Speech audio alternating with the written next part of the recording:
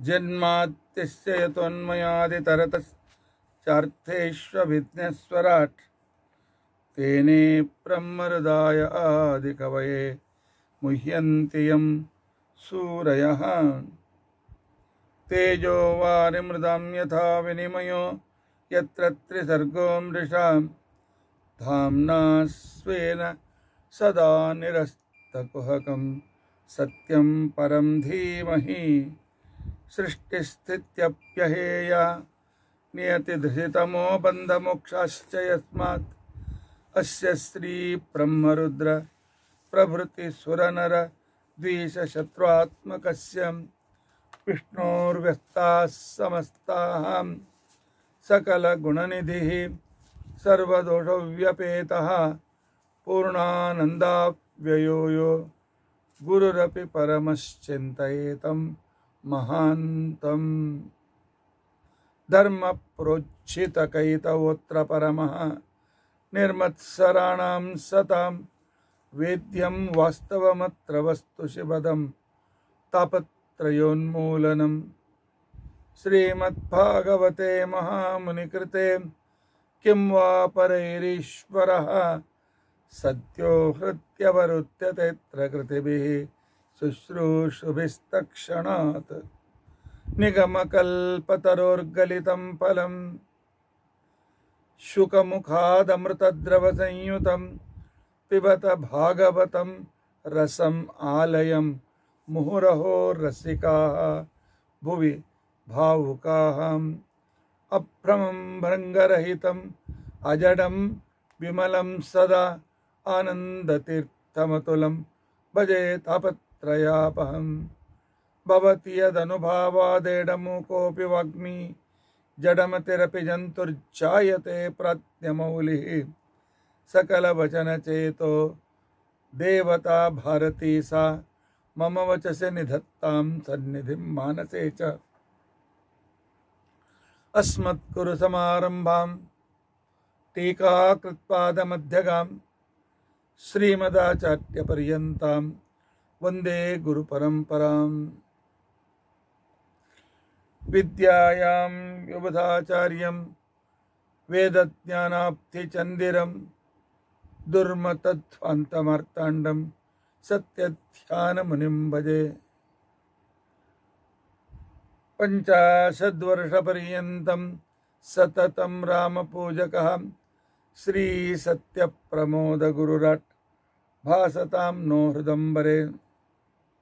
बन्धुस्त्वं गुरुरिष्टदैवतमिति त्वत्पादपङ्केरुहं प्राप्तं मां परिपालयेति सततं याचे निबद्धाञ्जलिः।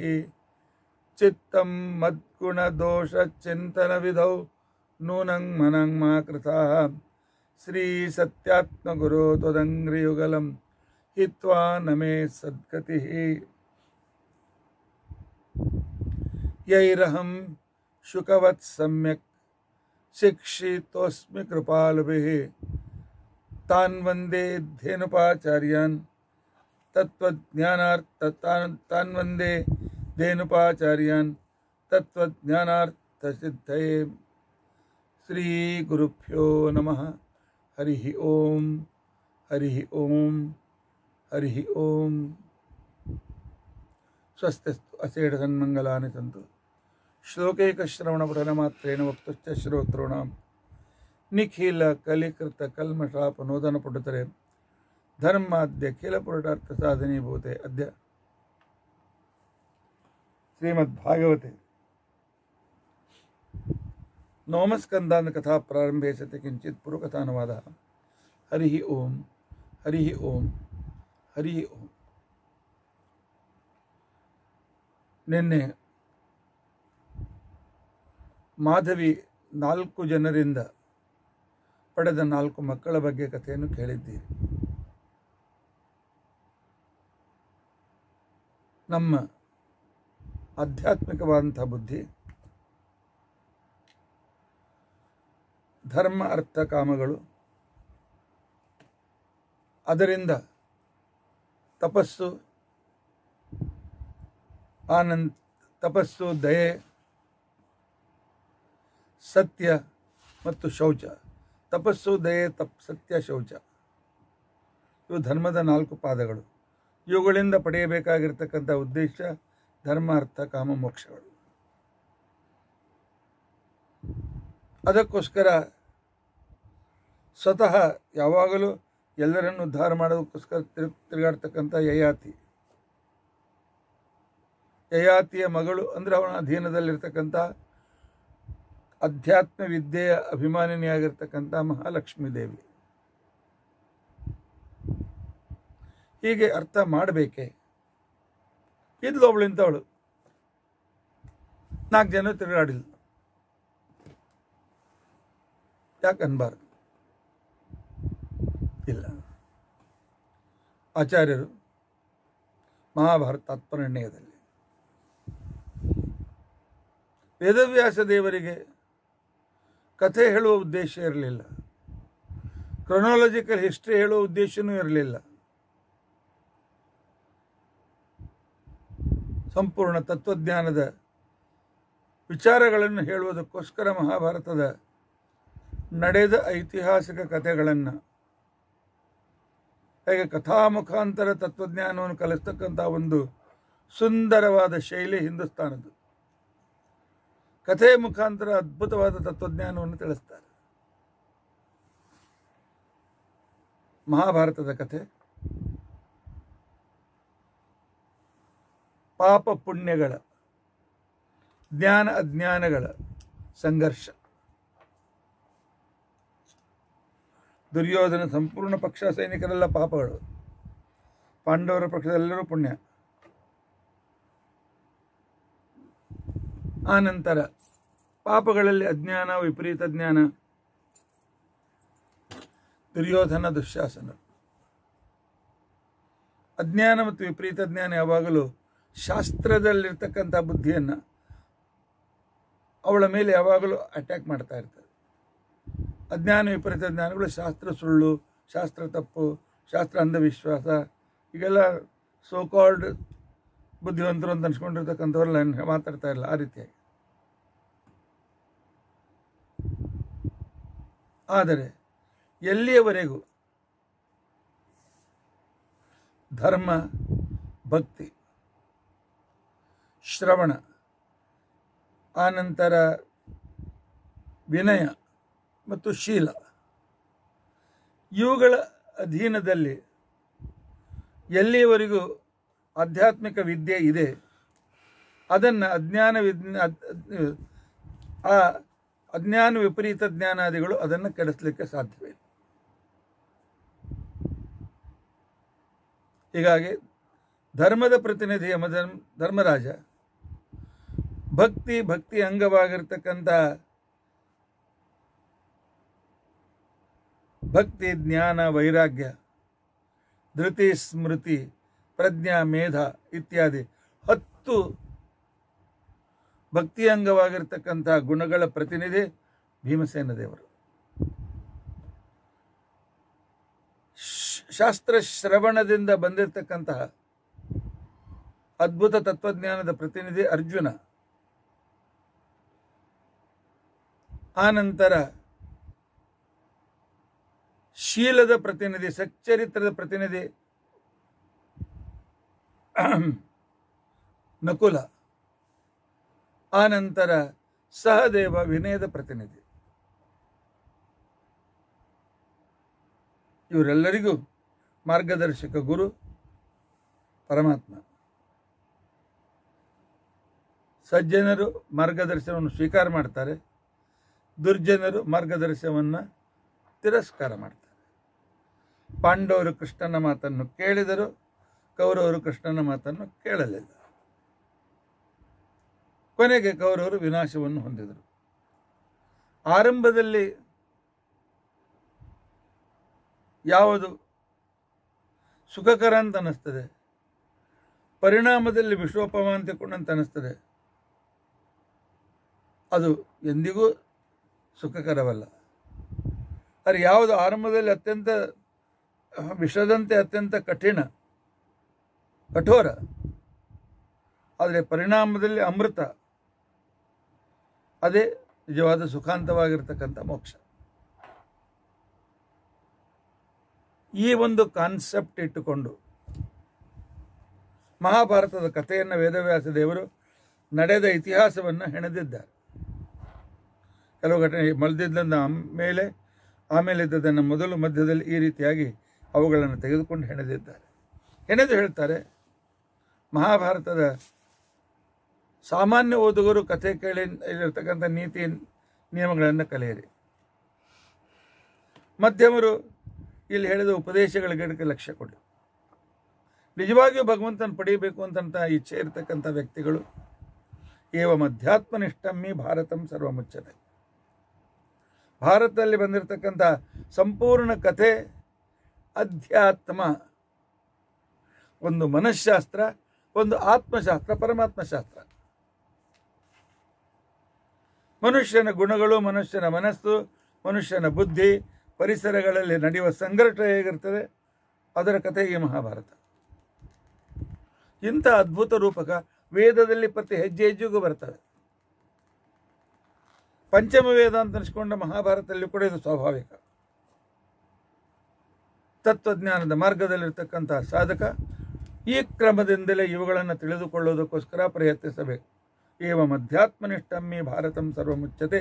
ನಿನ್ನೆ ಬಂದಿರತಕ್ಕಂಥ ಯಯಾತಿ, ಅವನ ಮಗಳು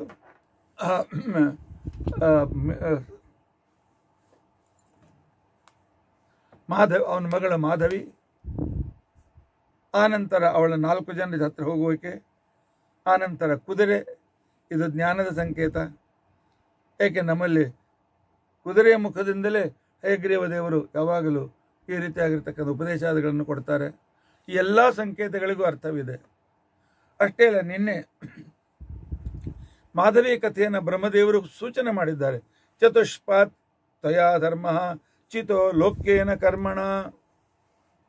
ಚತುಷ್ಪಾತ್ ಧರ್ಮ, 4 ಪಾದಗಳಿಂದ ಯುಕ್ತವಾದ ಧರ್ಮ. ತಪಃ, ಶೌಚ, ದಯ ಮತ್ತು ಸತ್ಯ. ಇದು ಇಲ್ಲದೆ ಇದ್ದರೆ ಅವನು ಸಾತ್ವಿಕನಲ್ಲ, ಅವನು ಧಾರ್ಮಿಕನೂ ಅಲ್ಲ. ಒಬ್ಬ ವ್ಯಕ್ತಿ ನಾನು ಧಾರ್ಮಿಕ ಅಂತ ಅನ್ಸ್ಕೊಳ್ಬೇಕಾಗಿದ್ದರೆ ದಿನಾಲು ಅರ್ಧ ತಾಸು, 1 ತಾಸು ಈಗ ಭಾಗವತ ಶ್ರವಣ ಮಾಡ್ತಾ ಇದ್ದೀರಿ, 1 ತಾಸು ಕೊಡ್ತಾ ಇದ್ದೀರಿ, ಇದೇ ತಪಸ್ಸು. ಆದರೆ ಇಲ್ಲಿಗೆ ಇದು ಮುಗಿಯಬಾರದು. ಇದರಲ್ಲಿ ಬಂದಿರತಕ್ಕಂಥ ವಿಷಯಗಳ ಚಿಂತನೆ ನಾವು ಮಾಡಬೇಕು. ಇಲ್ಲಿ ಬಂದ ಚಿಂತನೆ ನನ್ನ ಜೀವನದಲ್ಲಿ ಈ ಭಾಗ ಎಷ್ಟು ಉಪಯೋಗಕ್ಕೆ ಬೀಳ್ತದೆ, ನನ್ನ ಜೀವನದಲ್ಲಿ ಈ ಭಾಗ ಎಷ್ಟು ಉಪಯೋಗಕ್ಕೆ ಬೀಳ್ತದೆ. ಅದಕ್ಕೋಸ್ಕರ ಕ್ರಮವಾಗಿ ಇಕ್ಷ್ವಾಕು ವಂಶದ ಹರಿಯಶ್ವ, ಕಾಶಿ ರಾಜನಾಗಿರ್ತಕ್ಕಂಥ ದಿವೋದಾಸ, ಭೋಜನಗರದ ರಾಜನಾಗಿರ್ತಕ್ಕಂಥ ಉಶೀನರ, ಆಮೇಲೆ ರಾಜನಾಗಿ ಬ್ರಹ್ಮಜ್ಞನಾಗಿರ್ತಕ್ಕಂಥ ವಿಶ್ವಾಮಿತ್ರ. ಈ ವಿಶ್ವಾಮಿತ್ರ 4 ಜನ ಅಂದರೆ ಧರ್ಮ, ಅರ್ಥ, ಕಾಮ, ಮೋಕ್ಷಗಳು ನಮಗೆ ಕೊಟ್ಟಿರ್ತಕ್ಕಂಥ 4 ಮಕ್ಕಳು ವಸುಮನ, ಪ್ರತರ್ಧನ, ಶಬಿ, ಅಷ್ಟಕ. ಇವೇ ತಪಸ್ಸು, ಶೌಚ, ದಯಾ, ಸತ್ಯ.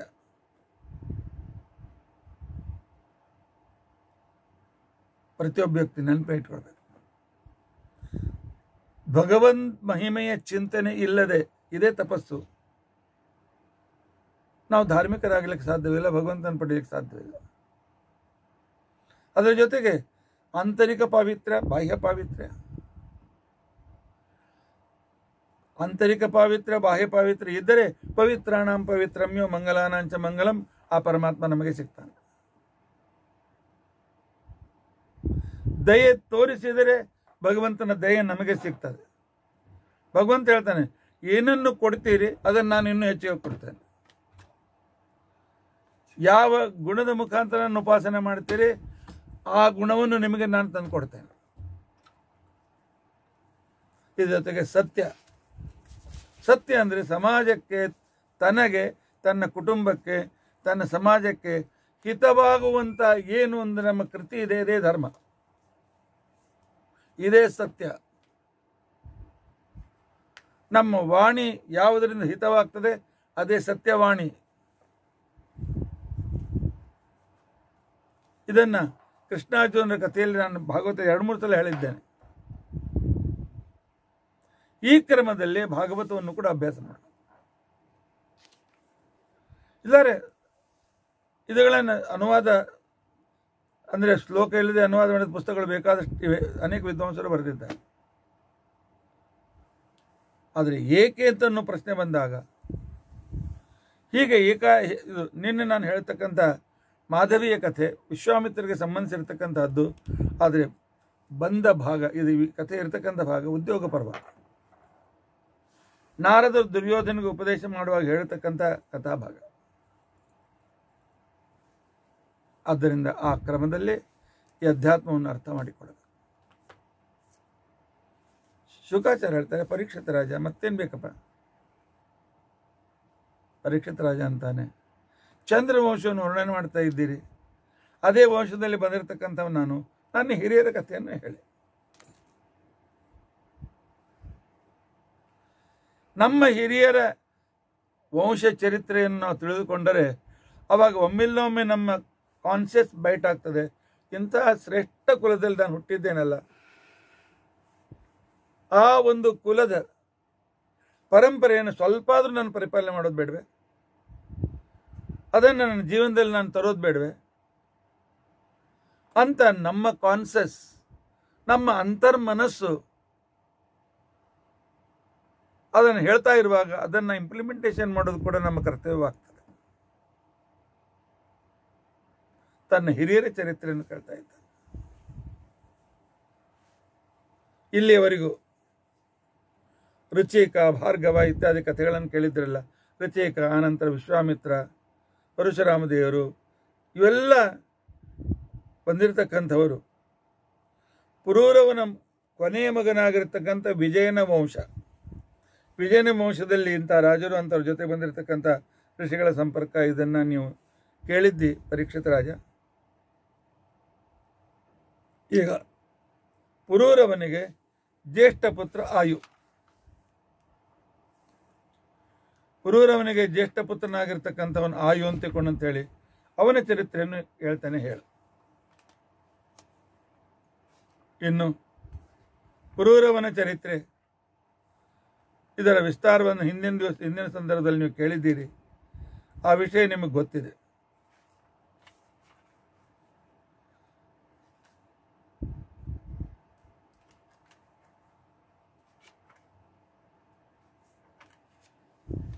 ಪುರೂರವನ ಹಿಂದಿನ ಸ್ವಲ್ಪ ನೆನಪು ಮಾಡಿಕೊಡ್ತೇನೆ. ಪುರೂರವನಿಗೆ ಉರ್ವಶಿಯಿಂದ ಆಯು, ಶ್ರುತಾಯು, ಸತ್ಯಾಯು, ರಯ, ವಿಜಯ, ಈ ರೀತಿಯಾಗಿ ಆಯು, ಶ್ರುತಾಯು, ಸತ್ಯಾಯು, ರಯ, ವಿಜಯ, ಇಲ್ಲಿವರೆಗೂ ನೀವು ವಿಜಯನ ಕಥೆಯನ್ನು ಕೇಳಿದ್ದೀರಿ. ವಿಜಯನ ವಂಶದಲ್ಲೇ ಜನ್ನು, ಆ ಜನ್ನುವಿನ ವಂಶದಲ್ಲಿಯೇ ಚವನ, ಕುಶಿಕ ವಂಶ, ಕುಶಿಕ ವಂಶದಿಂದ ಬಂದಿರತಕ್ಕಂಥ ಕನ್ಯೆ ಭೃಗುವಂಶ, ಭೃಗುವಂಶಕ್ಕೂ ಹಯೇಯ ವಂಶಕ್ಕೂ ಆಗಿರ್ತಕ್ಕಂಥ ಕಲಹ, ಆ ಕುಶಿಕ ವಂಶದಲ್ಲಿ ಬಂದಿರತಕ್ಕಂಥ ವಿಶ್ವಾಮಿತ್ರ, ಇಂಥ ಅವರ ಕಥೆಗಳನ್ನು, ಅವರು ಜೀವನದಲ್ಲಿ ಮಾಡಿರ್ತಕ್ಕಂಥ ಸಾಧನೆಗಳನ್ನು ನಾವು ಇಲ್ಲಿವರೆಗೆ ಕೇಳಿ ತಿಳಿದುಕೊಂಡಿದ್ದೇವೆ. ಈಗ ಪುರೂರವನ ಮೊದಲನೇ ಮಗ ಆಯು. ಆಯುವಿನಿಗೆ 5 ಜನ ಮಕ್ಕಳು. ಭಾಗವತ್ಕಾರ ವರ್ಣನೆ ಮಾಡ್ತಾರೆ, ಹೇಗೆ 5 ಇಂದ್ರಿಯಗಳಿದ್ದಾಗ ಮನುಷ್ಯ ಪಂಚ ಜ್ಞಾನೇಂದ್ರಿಯ ಪಂಚ ಕರ್ಮೇಂದ್ರಿಯಗಳಿಂದ ಅದ್ಭುತವಾದಂಥ ಸಾಧನೆಯನ್ನು ಮಾಡ್ತಾನೆ, ಹಾಗೆ ಈ ಪುರೂರವ ಆಯುವಿನ ವಂಶದಲ್ಲಿ ಇಂಥ ಮಹಾನ್ ವ್ಯಕ್ತಿಗಳಾಗಿ ಹೋಗಿದ್ದಾರೆ. ಆಯುವಿನ ಮೊದಲನೇ ಮಗ ನಹುಷ, ಎರಡನೇ ಮಗ ಸತ್ಯವೃದ್ಧ, ಕ್ಷತ್ರವೃದ್ಧ, 3 ರಜಿ, 4 ರಾಭ, 5 ಅನೇನಸ. ಒಬ್ಬೊಬ್ಬರ ಚರಿತ್ರೆ ಸುಮಾರು ಒಂದು ವಾರ ಹೇಳುವಷ್ಟು ಇದೆ. ಹರಿವಂಶದಲ್ಲಿ ಬಹಳ ವಿಸ್ತಾರವಾಗಿ ಬಂದಿದೆ. ಆಯುವಿನ ಎರಡನೇ ಮಗ ಕ್ಷತ್ರವೃದ್ಧ ಅಂತ ತಿಳ್ಕೊಂಡಂತ ಹೇಳಿ. ಕ್ಷತ್ರವೃದ್ಧನಿಗೆ ಸುಹೋತ್ರ, ಕಾಶ್ಯ, ಕುಶ, ಗೃತ್ಸಮದ ಅಂತೇಳಿ 3 ಜನ ಮಕ್ಕಳು. ಇವುಗಳಲ್ಲಿ ಗೃತ್ಸಮದ ಅಂತನೋನು ಅದ್ಭುತ ವೇದದ್ರಷ್ಟ ಋಷಿ ಆಗ್ತಾನೆ. ಇವನ ಆಯುವಿನ ಕ್ಷತ್ರವೃದ್ಧನಲ್ಲಿ ಹುಟ್ಟಿರ್ತಕ್ಕಂಥ 3ನೇ ಮಗ ಗೃತ್ಸಮದ. ಅವನ ಮಗನ ಹೆಸರು ಶುನಕ. ಅವನ ಮಗನೇ ಶೌನಕ. ಪುರಾಣದ ಯಾವುದೇ ಪುರಾಣ ಪ್ರಾರಂಭ ಮಾಡಿ ಯಾವುದೇ ರೀತಿಯಾಗಿರ್ತಕ್ಕಂತಹ ಸತ್ಯನಾರಾಯಣ ಪೂಜೆಯ ಕಥೆಯನ್ನೇ ಕೇಳಿ ಸೂತಾಚಾರ್ಯರು ಶೌನಕಾದ ಋಷಿಗಳಿಗೆ ತತ್ವಜ್ಞಾನವನ್ನು ಹೇಳಲು ಪ್ರಾರಂಭ ಮಾಡ್ತಾರೆ ಅನ್ನೋ ವಿಚಾರ ಬರ್ತದೆ. ಇಂಥ ಅದ್ಭುತ ಶೌನಕ ಅಂತ ತಿಳ್ಕೊಂಡಂತಂದರೆ ಇವನು ರಾಜನನ್ನೇ ಮನೆತನದಲ್ಲಿ ಬಂದಿದ್ದರೂ ಕೂಡ ಶೌನಕ ಮಹಾಶಾಲಹ ಅಂತ ತಿಳ್ಕೊಂಡಂತೇಳಿ ವೇದದಲ್ಲಿ ಮತ್ತು ಶಾಸ್ತ್ರಗಳಲ್ಲಿ ವರ್ಣನೆ ಬರ್ತದೆ. ಮಹಾಶಾಲ ಅಂತ ತಿಳ್ಕೊಂಡಂತಂದರೆ 10,000 ವಿದ್ಯಾರ್ಥಿಗಳನ್ನು ಇಟ್ಟು ಅವರಿಗೆ ಊಟ ಬಟ್ಟೆ ಎಲ್ಲವನ್ನು ಇರಲಿಕ್ಕೆ ಸ್ಥಳ ಇತ್ಯಾದಿಗಳನ್ನೆಲ್ಲ ಕೊಟ್ಟು ಅವರಿಗೆ ವಿದ್ಯೆಯನ್ನು ಕಲಿಸತಕ್ಕಂಥ ಗುರುವಿಗೆ ಮಹಾಶಾಲ ಅಥವಾ ಕುಲಪತಿ ಅಂತ ತಿಳ್ಕೊಂಡಂತೇಳಿ ಕರೀತಾರೆ.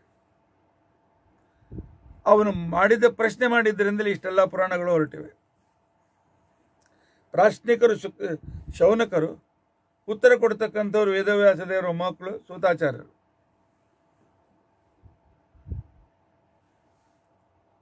ಇಂತಹ ಆಯುವಿನ ಕ್ಷತ್ರವೃದ್ಧನ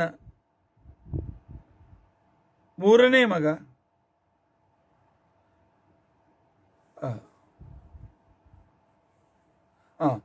ಕ್ಷತ್ರವೃದ್ಧನ 3ನೇ ಮಗ ಕಾಶ್ಯ, ಅವನ ಮಗ ಕಾಶಿ, ಅವನ ಮಗ ಸುರಾಷ್ಟ್ರ.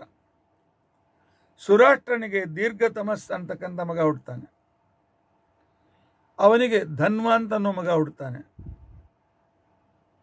ಅವನ ಮಗನೇ ಧನ್ವಂತರಿ. ಅಲ್ಲಿ ಸಮುದ್ರ ಮಂಥನದಲ್ಲಿ ಹೇಳಿದರೆ ಇಲ್ಲೇ ಧನ್ವನ ಮಗ ಅಂತ ಹೇಳ್ತೀರಿ. ಹೌದು. ಆಗ ಅಮೃತವನ್ನು ಮಾತ್ರ ತಂದು ಕೊಡೋದಕ್ಕೋಸ್ಕರ ಅವತಾರ. ನಂತರ ಆ ಧನ್ವಂತರಿಯೇ ಅವನೇ ವಾಸುದೇವ ಅಂತ ವ್ಯಕ್ತಿ ಇವನ ಮನೆಯಲ್ಲಿ, ಧನ್ವನ ಮನೆಯಲ್ಲಿ ಅವತರಿಸಿದ್ದಾನೆ. ಉದ್ದೇಶ ಏನು ಅಂತ ತಿಳ್ಕೊಂಡಂತಂದರೆ ಆಯುರ್ವೇದ ಶಾಸ್ತ್ರವನ್ನು ಪ್ರವರ್ತನ ಮಾಡಿ ಸಂಪೂರ್ಣ ಜಗತ್ತಿನ ಆರೋಗ್ಯಕ್ಕೆ ಬೇಕಾಗಿರ್ತಕ್ಕಂಥ ಒಂದು ಶಾಸ್ತ್ರದ ವಿವರಣೆಯನ್ನು ಮಾಡಿಕೊಡ್ತಾನೆ. ಧನ್ವಂತರಿ ದೀರ್ಘತಮಸ್ ಆಯುರ್ವೇದ ಪ್ರವರ್ತಕ ಯಜ್ಞಭುಕ್ ವಾಸುದೇವಾಂಶ ಸ್ಮೃತಿ ಮಾರ್ತಾರ್ತಿನಾಶನ. ಧನ್ವಂತರಿ ಆಯುರ್ವೇದದ ಪ್ರವರ್ತಕ. ಆಯುರ್ವೇದಕ್ಕೂ ಅಲೋಪತಿಗೂ ಬಹಳ ಅಂತರ ಇದೆ. ಒಂದು ಪೂರ್ವ, ಒಂದು ಪಶ್ಚಿಮ. ಆಯುರ್ವೇದ ಹೇಳ್ತಾರೆ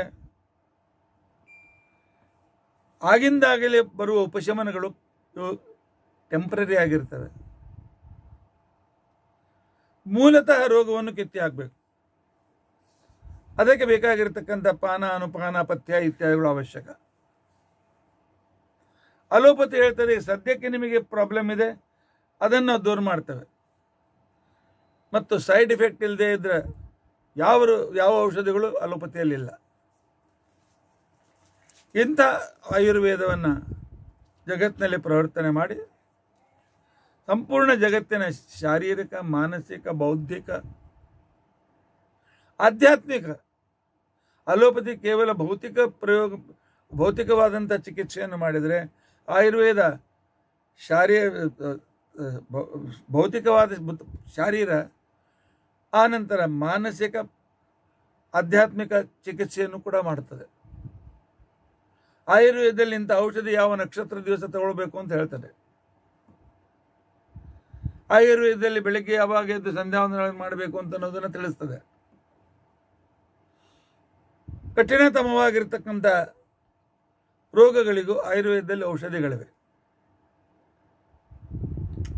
ಧನ್ವಂತರಿರ್ ದೀರ್ಘತಮಸ್ ಆಯುರ್ವೇದ ಪ್ರವರ್ತಕಃ ಯಜ್ಞಭುಕ್ ವಾಸುದೇವಾಂಶಃ ಸ್ಮೃತಿಮಾರ್ತಾರ್ಥನಾಶನಃ.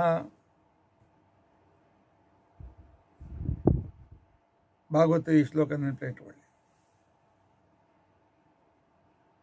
ಅಥವಾ ಭಾಗವತ ಶ್ಲೋಕ ಈ ರೀತಿಯಾಗಿದೆ.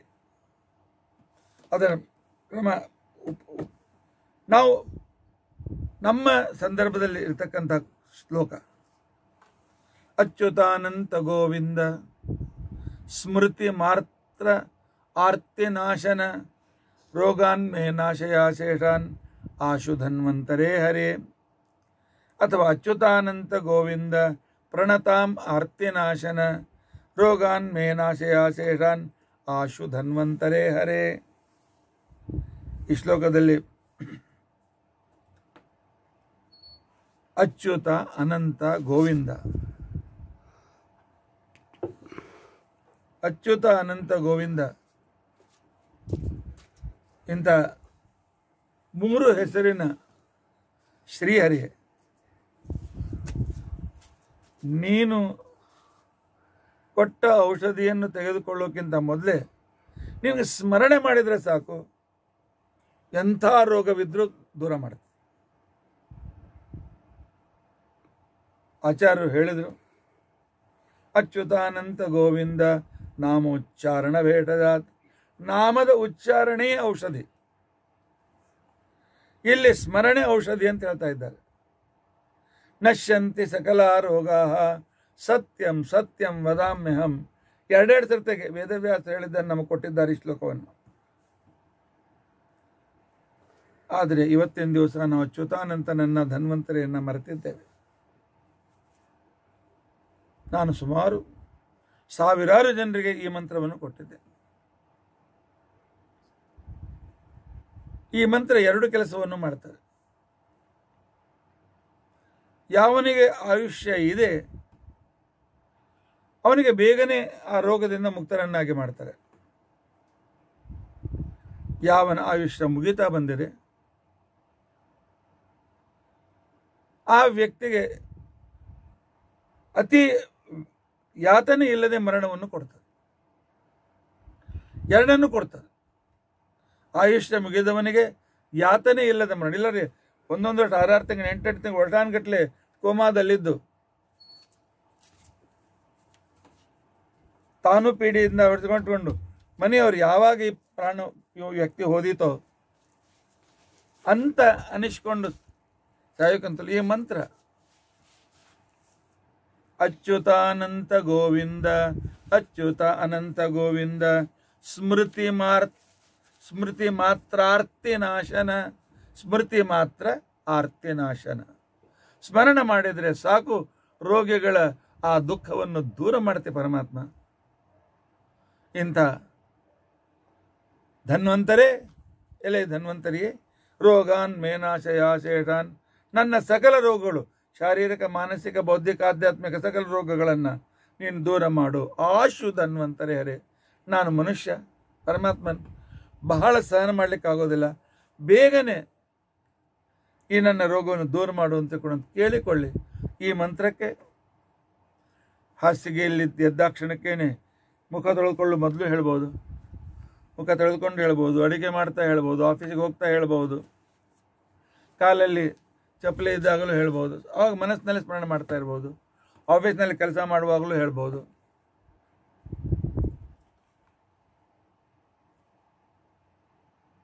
ನಮ್ಮ ಸತ್ಯಪ್ರಮೋದ ತೀರ್ಥ ಶ್ರೀಪಾದಂಗಳು ಸಂಪೂರ್ಣ 50 ವರ್ಷದ ತಮ್ಮ ಪೀಠದಲ್ಲಿರುವಾಗ ಒಂದು ದಿವಸ ಅಲೋಪತಿ ಔಷಧ ತೆಗೆದುಕೊಳ್ಳಲಿಲ್ಲ. ಇವತ್ತಿಗೂ ನಮ್ಮ ಈ ಉತ್ತರಾಯಣ ಮಠದಲ್ಲಿ ನಿಯಮ ಇದೆ, ಡಾಕ್ಟರ್ ಕಡೆಯಿಂದ ಅಲೋಪತಿ ಔಷಧ ತೆಗೆದುಕೊಳ್ಳೋದಿಲ್ಲ, ಇಂಜೆಕ್ಷನ್ ತೆಗೆದುಕೊಳ್ಳುವುದಿಲ್ಲ. ಆಯುರ್ವೇದದ ಔಷಧಿಯೂ ಕೂಡ ಯಾವುದೋ ಅಂಗಡಿಯಿಂದ ತರಿಸಲ್ಲ. ಆಯುರ್ವೇದ ವಿಧರು ಬಂದು ಮಡಿಯಲ್ಲಿ ಸ್ವಾಮಿಗಳಿಗೆ ಮಾಡಿಕೊಡಬೇಕು. ಎಂದಿಗೂ ಯಾವುದೇ ಪರಿಸ್ಥಿತಿಯಲ್ಲೂ ಕೂಡ ಔಷಧ ರೂಪದಲ್ಲಿ ಶೂದ್ರದ ಅಥವಾ ಅಪವಿತ್ರವಾಗಿರ್ತಕ್ಕಂಥ ವ್ಯಕ್ತಿಗಳ ನೀರು ಶರೀರದಲ್ಲಿ ಹೋಗಬಾರ್ದು. ಇಲ್ಲ ಮತ್ತೊಬ್ಬರಿಗೆ ಸನ್ಯಾಸ ಕೊಟ್ಟು ಬದಿಗೆ ಸರಿಬೇಕು. ಮೂಲರಾಮ್ ದೇವರನ್ನು ಮುಟ್ಟಬೇಕಾಗಿದ್ದರೆ ಈ ಪಾವಿತ್ರ್ಯವನ್ನು ಸಂಪಾದನೆ ಮಾಡ್ಕೊಂಡು ಬರಬೇಕು. ಅವರು ಕೇವಲ ಧನ್ವಂತರಿ ಅಚ್ಯುತಾನಂತ ಗೋವಿಂದ ಮಂತ್ರದಿಂದ ಎಂತೆಂಥ ಪೀಡೆಗಳು ಬಂತು, ಪ್ರಾರಬ್ಧ ಕರ್ಮ ಮತ್ತು ದುಃಖ ಪ್ರಾರಬ್ಧ ಒಂದೇ ಜನ್ಮದಲ್ಲಿ ಮುಗಿಸ್ಬೇಕು ಅಂತ ಹಠ, ಆ ಎಲ್ಲ ದುಃಖಗಳನ್ನು ಎಲ್ಲ ಈ ಮಂತ್ರ ಕೇವಲದಿಂದ ದೂರ ಮಾಡಿಕೊಂಡಿದ್ದಾರೆ. ಅಂತ ಮಹಾನುಭಾವರು ನೀವು ನೋಡಿದ್ದೇವೆ, ಅವರ ಪಾದಪೂಜೆ ಮಾಡಿದ್ದೇವೆ. 25 ವರ್ಷದ ಕೆಳಗಿನವ್ರು ಮಾಡಲಿಕ್ಕಿಲ್ಲ, ನಾವು ನೀವು ಮಾಡಿದ್ದೇವೆ.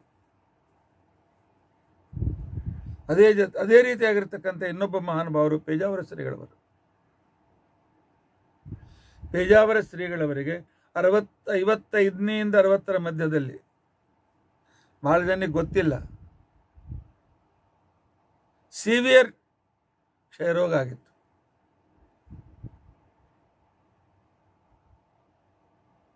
ಒಂದು ಔಷಧಿ ತೆಗೆದುಕೊಳ್ಳಿಲ್ಲ ಮಹಾನುಭಾವರು.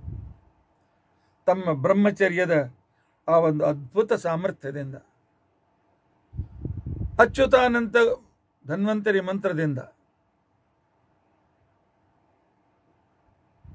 ಈ ಎರಡನ್ನ ಧನ್ವಂತರಿ ಮತ್ತು ಅಚ್ಯುತಾನಂತ ಸೇರಿಸಿ ಧನ್ವಂತರಿ ದೀರ್ಘತಮಸ್ತ್ ಆಯುರ್ವೇದ ಪ್ರವರ್ತಕ ಯಜ್ಞಭುಕ್ ವಾಸುದೇವಾಂಶ ಸ್ಮೃತಿ ಮಾರ್ತಾರ್ತಿ ನಾಶನ. ಈ ಸ್ಮೃತಿ ಮಾರ್ತಾರ್ತಿ ನಾಶನ ಮತ್ತು ಅಚ್ಯುತಾನಂತ ತೆಗೆದುಕೊಂಡು ಪೇಜಾವರ ಶ್ರೀಗಳ ಗುರುಗಳಾಗಿರ್ತಕ್ಕಂಥ ವಿದ್ಯಾಮಾನ್ಯ ತೀರ್ಥರು ಈ ಮಂತ್ರವನ್ನು ಯಾರಾದರೂ ನಮ್ಮ ಹತ್ರ ರೋಗ ಆಗಿದೆ, ದುಃಖ ಆಗಿದೆ ಬಂದಾಗ ಈ ಮಂತ್ರ ಹೇಳು, ಈ ಮಂತ್ರವನ್ನು ಅವರಿಂದ ನಾನು ಉಪದೇಶ ತೆಗೆದುಕೊಂಡಿದ್ದೆ, ವಿದ್ಯಾಮಾನ್ಯ ತೀರ್ಥರಿಂದ ಉಪದೇಶ ತೆಗೆದುಕೊಂಡಿದ್ದೆ. ಭದ್ರಾವತಿಯಲ್ಲಿ ವಿದ್ಯಾಮಾನ್ಯ ತೀರ್ಥ ಶ್ರೀಪಾದಂಗಳು ಬಂದಾಗ ನನ್ನ ಅಲ್ಲಿ ಹರಿವಂಶ ಪ್ರವಚನ ನಡೀತು 9 ದಿವಸದ. ಅಲ್ಲಿ ಅವ್ರು ಬಂದಾಗ, ಯಾಕಂತಂದರೆ ಅಲ್ಲೊಂದು ಹಳೆ ರಾಯನಮಠ ಇದೆ, ಹಳೆ ರಾಯನಮಠಕ್ಕೆ ಬಂದಿದ್ದರು. ಅವರಿಂದ ಈ ಮಂತ್ರವನ್ನು ನಾನು ಉಪದೇಶ ತೆಗೆದುಕೊಂಡಿದ್ದೆ. ಆ ವೇಳೆಗೆ ನಮ್ಮ ತಂದೆಗೂ ಆರೋಗ್ಯ ಚೆನ್ನಾಗಿರಲಿಲ್ಲ. ಆಗ ನಮ್ಮ ತಂದೆಗೋಸ್ಕರ ಕೊಟ್ಟರು. ಆ ನಂತರ ನಮ್ಮ ಬಿಜಾಪುರಕ್ಕೆ ಬಂದಾಗ ನಮ್ಮ ತಂದೆಗೂ ಈ ಮಂತ್ರವನ್ನು ವಿದ್ಯಾಮಾನ್ಯ ತೀರ್ಥರು ಕೊಟ್ಟಿದ್ರು. ಅಚ್ಯುತಾನಂತ ಗೋವಿಂದ ಸ್ಮೃತಿ ಮಾತ್ರ ಆರ್ತ್ಯನಾಶನ ರೋಗಾನ್ಮೇ ನಾಶಯ ಅಶೇಷಾನ್ ಆಶು ಧನ್ವಂತರೇ ಹರೆ. ಸಿದ್ಧ ಮಂತ್ರ, ಆರೋಗ್ಯವನ್ನು ದೂರ ಮಾಡಿಕೊಳ್ಳೋಣ. ಆಯುರ್ವೇದ ಪ್ರವರ್ತನೆಗೆ ಅವತಾರವನ್ನು ತೆಗೆದುಕೊಂಡಿರ್ತಕ್ಕಂಥ ಧನ್ವಂತರಿ ಆಯುರ್ವೇದ ಗ್ರಂಥ. ಸುಮ್ಮನೆ ಆಯುರ್ವೇದಕ್ಕೆ ಬೈತೇವೆ, ಒಂದ್ಸಲ ಅಷ್ಟಾಂಗರದೆ ಓದಿ ನೋಡಿ. ವಾಗ್ಭಟ ವಾಣಿಯಲ್ಲಿ ನಾನು ಮಹಾವೀರ, ನಾನು ಮಾಡಿದ ಮಾತು ಸತ್ಯ, ನನ್ನ ವಾಣಿ ಸತ್ಯ ಅಂತ ತಿಳ್ಕೊಂಡಂತ ಹೇಳಿ ಆ ವಾಗ್ಭಟ ಅವನ ಮಾತು ಸತ್ಯ. ಚರಕ ಋಷಿ, ಶುಶ್ರುತ ಋಷಿ, ಚರಕ ಸಂಹಿತ, ಶುಶ್ರುತ ಸಂಹಿತ, ಅಷ್ಟಾಂಗ ಹೃದಯ ಮೇಲೆ ಅತ್ಯಂತ ಅದ್ಭುತವಾಗಿರ್ತಕ್ಕಂತಹ ವ್ಯಾಖ್ಯಾನಗಳು ಇವೆ. ಆ ವ್ಯಾಖ್ಯಾನಗಳಲ್ಲಿ ಎಂಥ ಅದ್ಭುತವಾದ ಮಾರ್ಗದರ್ಶನವಿದೆ. ನೀವು ಅಲೋಪತಿ ಔಷಧ ತಗೊಳ್ಳಿ, ಆಯುರ್ವೇದ ಔಷಧ ತಗೊಳ್ಬೇಡಿ. ಒಂದ್ಸಲ ಪುಸ್ತಕಗಳನ್ನು ಓದಾದರೂ ನೋಡಿ. ಅಲ್ಲ, ಸಂಪೂರ್ಣ ಆಗಿನ ಕಾಲಕ್ಕೆ ಯಾವುದೇ ರೀತಿಯಾಗಿರ್ತಕ್ಕಂತಹ ಇಲ್ಲದೆ ಶರೀರ ರಚನಾಶಾಸ್ತ್ರ, ಶರೀರದಲ್ಲಿರ್ತಕ್ಕಂಥ ಸೂಕ್ಷ್ಮವಾಗಿರ್ತಕ್ಕಂಥ ಅದರ ಮೇಲೆ ಮನಸ್ಸಿನಿಂದ ಶರೀರದ ಮೇಲೆ ಆಗ್ತಕ್ಕಂಥ ಪರಿಣಾಮಗಳು, ರೋಗದ ಮೂಲ ಹೇಗೆ ಹುಡುಕಬೇಕು, ನಾಡಿ ಹೇಗೆ ಹುಡುಕಬೇಕು,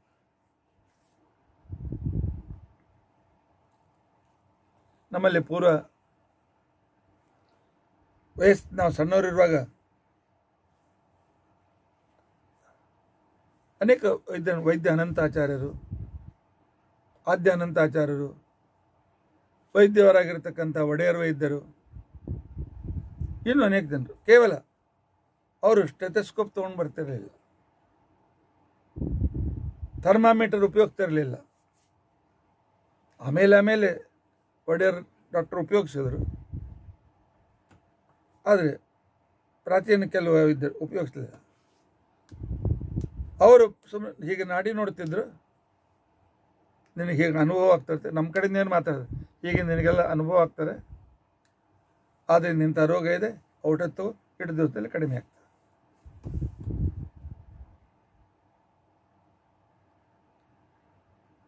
ಆಗಿನ ಕಾಲದಕ್ಕೆ ಇನ್ನು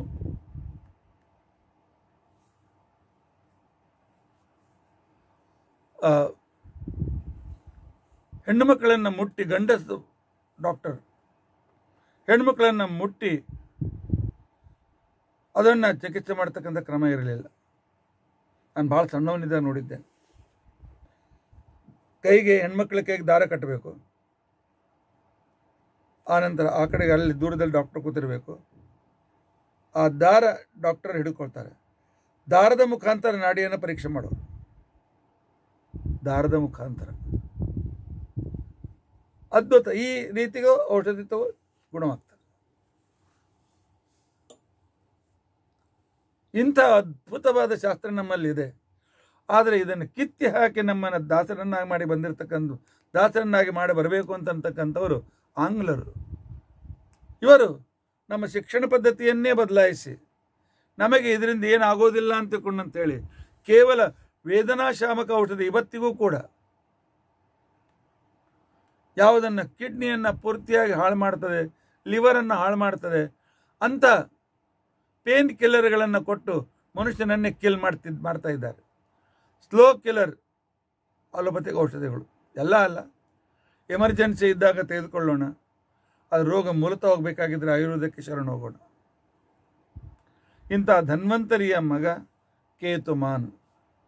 ಕೇತುಮಾನನ ಮಗ ಭೀಮರಥ, ಭೀಮರಥನ ಮಗ ದಿವೋದಾಸ ಅರ್ಥಾತ್ ದ್ಯುಮಂತ.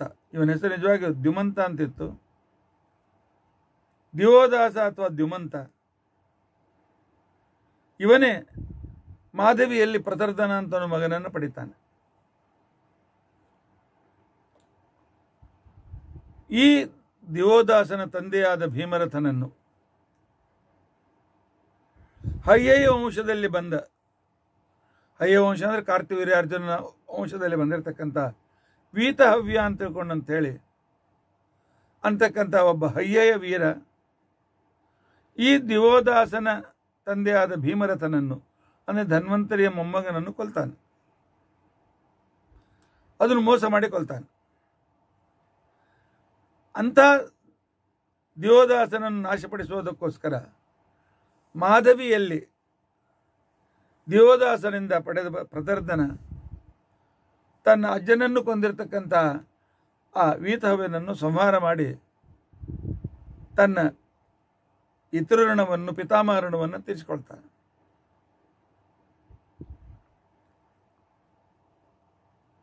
ಇವನಲ್ಲಿ ಹುಟ್ಟಿರ್ತಕ್ಕಂಥ ಪ್ರತರ್ಧನ ಸಂಪೂರ್ಣ ಹಯ್ಯಯ ವಂಶವಲ್ಲ, ಯಾವ್ಯಾವ ಲೋಕಕಂಟಕರಾಗಿರ್ತಕ್ಕಂಥ ಡೈನಾಸ್ಟಿಗಳಿದ್ದು ಅಥವಾ ವಂಶಗಳಿದ್ದು, ರಾಜಮನೆತನಗಳಿದ್ದು, ಆ ಎಲ್ಲ ಮನೆತನಗಳನ್ನು ಸಂಪೂರ್ಣವಾಗಿರ್ತಕ್ಕಂಥ ನಿರ್ವೀರ್ಯವನ್ನಾಗಿ ಮಾಡಿರ್ತಕ್ಕಂಥ ವ್ಯಕ್ತಿ ಶತ್ರುಜಿತ್ ಮಾಡಿದ ಕಾರ್ಯವನ್ನೇ ಸರ್ದಾರ್ ವಲ್ಲಭಾಯ್ ಪಟೇಲ್ ಮಾಡಿದರು. 5,000 ಮೀರಿದಷ್ಟು ಎಲ್ಲ ಸಣ್ಣ ಸಣ್ಣ ರಾಜ್ಯಗಳು, ಅದರಲ್ಲಿ ಕಾಶ್ಮೀರ್, ಆನಂತರ ಜುನಾಗಢ್, ಹೈದರಾಬಾದ್, ಇಂಥ 3-4 ರಾಜ್ಯರು ಬ್ರಿಟಿಷರ ಉದ್ದೇಶ ಆಗಿತ್ತು. ಸ್ವಾತಂತ್ರ್ಯ ಕೊಟ್ಬಿಟ್ರೆ ಅವರು ಪ್ರತ್ಯೇಕ ಒಬ್ಬೊಬ್ಬರು ಆಗ್ತಾರೆ, ಅವ್ರನ್ನ ಆನಂತರ ಆರಾಮಾಗಿ ಅವ್ರನ್ನ ಎಕ್ಸ್ಪ್ಲಾಯ್ಟ್ ಮಾಡ್ಬೋದು ಅಂತ ತಿಳ್ಕೊಂಡಂತೇಳಿ. ಆದರೆ ಆಗಲಿಲ್ಲ. ಸರ್ದಾರ್ ವಲ್ಲಭಭಾಯ್ ಪಟೇಲ್ ಹೈದರಾಬಾದನ್ನು ಇತ್ಯಾದಿಗಳನ್ನ ಸಂದರ್ಭದಲ್ಲಿ ಹೇಗೆ ತೆಗೆದುಕೊಂಡು ಒಟ್ಟು ಎಲ್ಲರನ್ನ ದುಷ್ಟರಾಜರನ್ನು ಮುಗಿಸಿ ಅವರನ್ನೆಲ್ಲ ತಮ್ಮ ಅಧೀನದಲ್ಲಿ ತೆಗೆದುಕೊಂಡ್ರು. ಅದೇ ರೀತಿಯಾಗಿ ಪ್ರತರ್ಧನ ಈ ಕೆಲಸವನ್ನು ಮಾಡಿ, ಶತ್ರುಜಿತ್ ಅಂದರೆ ಪ್ರತರ್ಧನ ಅಂತ ತಿಳ್ಕೊಂಡಂತಕ್ಕಂಥವನು ಈ ರೀತಿ ಕಾರ್ಯವನ್ನು ಮಾಡಿದ್ದಾನೆ. ಈ ಪ್ರತರ್ಧನನನ್ನು ತಂದೆಯಾಗಿರ್ತಕ್ಕಂಥ ದೇವೋದಾಸ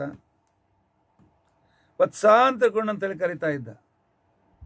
ಭಾಗವತದ ಪ್ರಕಾರ, ಹರಿವಂಶದ ಪ್ರಕಾರ ಪ್ರತರ್ಧನನ ಮಗ ವತ್ಸ, ಭಾಗವತ ಪ್ರಕಾರ ಪ್ರತರ್ಧನನೇ ವತ್ಸ. ಇವನು ಯಾವಾಗಲೂ ಸತ್ಯ ಮಾತನಾಡ್ತಾ ಇದ್ದ, ಸತ್ಯದಂತೆ ಶಾಸ್ತ್ರ ಹೇಗೆ ಹೇಳ್ತದೆ ಹಾಗೆ ಆಚರಣೆ ಮಾಡ್ತಾ ಇದ್ದ. ಆದ್ದರಿಂದ ಇವನಿಗೆ ಋತಧ್ವಜ ಅಂತ ಹೆಸರಿತ್ತು. ಇವನ ಹತ್ತಿರ ಹೇಗೆ ರಾಣಾ ಪ್ರತಾಪ್ ಸಿಂಹನ ಚೇತಕ ಅಂತಿಕೊಂಡಂತ ಕುದುರೆ ಕೊನೆಯವರೆಗೂ ಅವನ ಜೊತೆ ಇದ್ದು ಅನೇಕ ಸಲ ಒಂದು ಕೋಟೆ ಗೋಡೆಯಿಂದ ಇನ್ನೊಂದು ಮೇಲಿಂದ ಇನ್ನೊಂದು ಕೋಟೆ ಗೋಡೆಗೆ ಹಾರತಕ್ಕಂಥದ್ದು. ನದಿಯ ಈ ಭಾಗದಿಂದ ನದಿಯ ಮೇಲೆ ಜಿಗದರೆ ನದಿ ಆ ಕಡೆ ಇಳಿತಾ ಇತ್ತದು.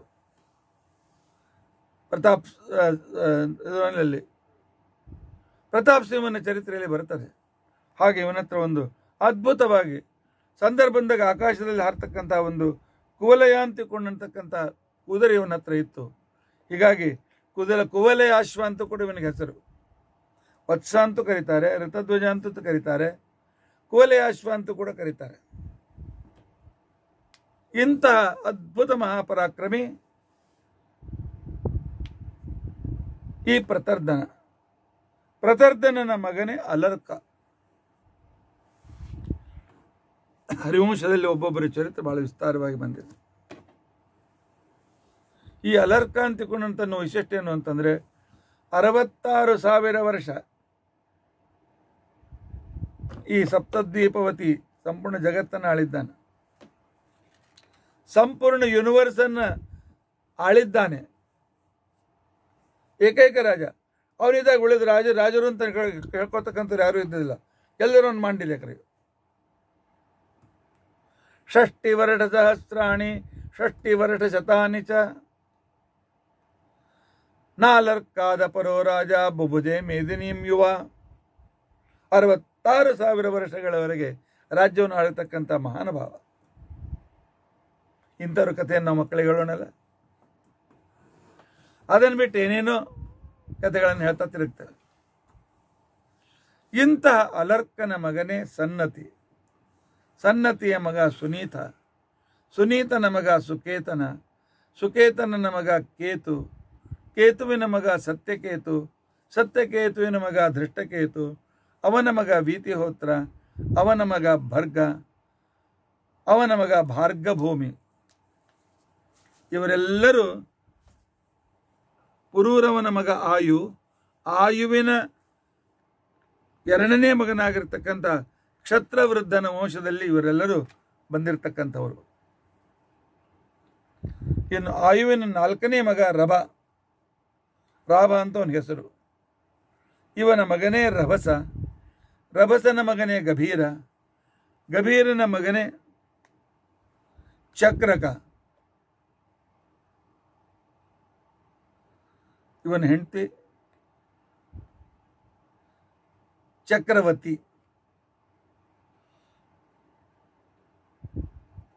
ಅವಳ ವೈಶಿಷ್ಟ್ಯ ಅಂತಂದ್ರೆ ಏನು ಅಂತಂದ್ರೆ, ಅವಳು ಹೇಳಿದ್ಲು, ಕ್ಷತ್ರಿಯರ ಸಂಖ್ಯೆ ಬೇಕಾದಷ್ಟಾಗಿದೆ, ನನ್ನ ಮಕ್ಕಳು ಸದ್ಬ್ರಾಹ್ಮಣರಾಗಬೇಕು, ಸದಾಚರಣಶೀಲರಾಗಬೇಕು, ಭಗವದ್ಭಕ್ತರಾಗಬೇಕು ಅಂತ ಹೇಳಿ ಘೋರವಾದ ತಪಸ್ಸನ್ನು ಮಾಡಿದ್ದಾಳೆ ಈ ಚಕ್ರಕನ ಹೆಂಡತಿ.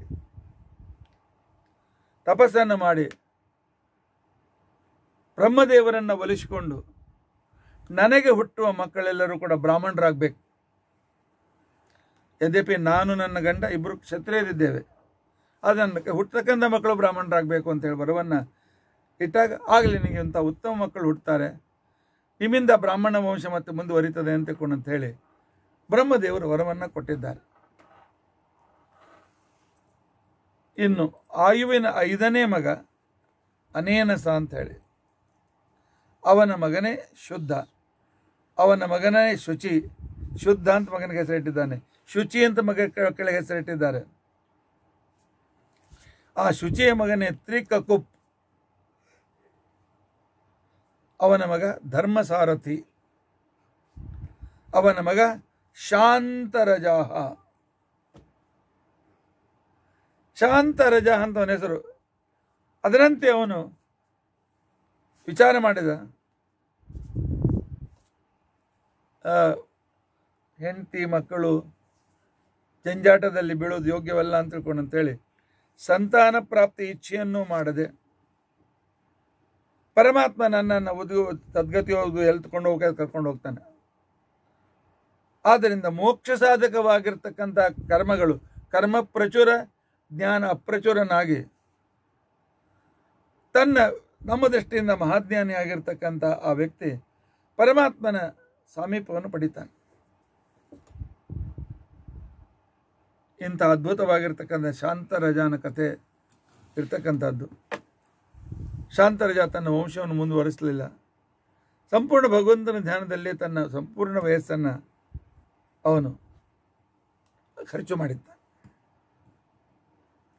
ಇನ್ನು ಆಯುವಿನ 3ನೇ ಮಗ, ಅವನ ಹೆಸರು ರಜಿ ಅಂತ ತಿಳ್ಕೊಂಡಂತ ಹೇಳಿ. ಈ ರಜಿಯ ಹತ್ತಿರ ರಜಿಗೆ 500 ಜನ ಮಹಾಪರಾಕ್ರಮಿಗಳು, ಶಾಪಾದಪಿ ಶರಾದಪಿ, ಅದ್ಭುತವಾಗಿರ್ತಕ್ಕಂಥ ವ್ಯಕ್ತಿಗಳು ಇದೇ ವೇಳೆಯಲ್ಲಿ ದೇವತೆಗಳ ಮೇಲೆ ದೈತ್ಯರು ಆಕ್ರಮಣ ಮಾಡ್ತಾರೆ. ಆಕ್ರಮಣ ಮಾಡಿದಾಗ ಇಂದ್ರ ಈ ರಜೆಯ ಸಹಾಯವನ್ನು ಕೇಳ್ತಾನೆ.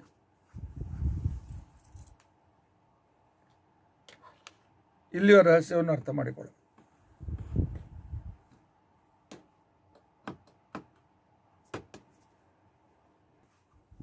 ಯುದ್ಧದಲ್ಲಿ ರೇವತನ ಸಹಾಯವನ್ನು ಕೇಳಿದ ಇಂದ್ರ, ಕಕುದ್ಮನ ಸಹಾಯವನ್ನು ಕೇಳಿದ ಇಂದ್ರ, ಆ ಮುಚುಕುಂದನ ಸಹಾಯವನ್ನು ಕೇಳಿದ ಇಂದ್ರ, ದಶರಥನ ಸಹಾಯವನ್ನು ಕೇಳಿದ.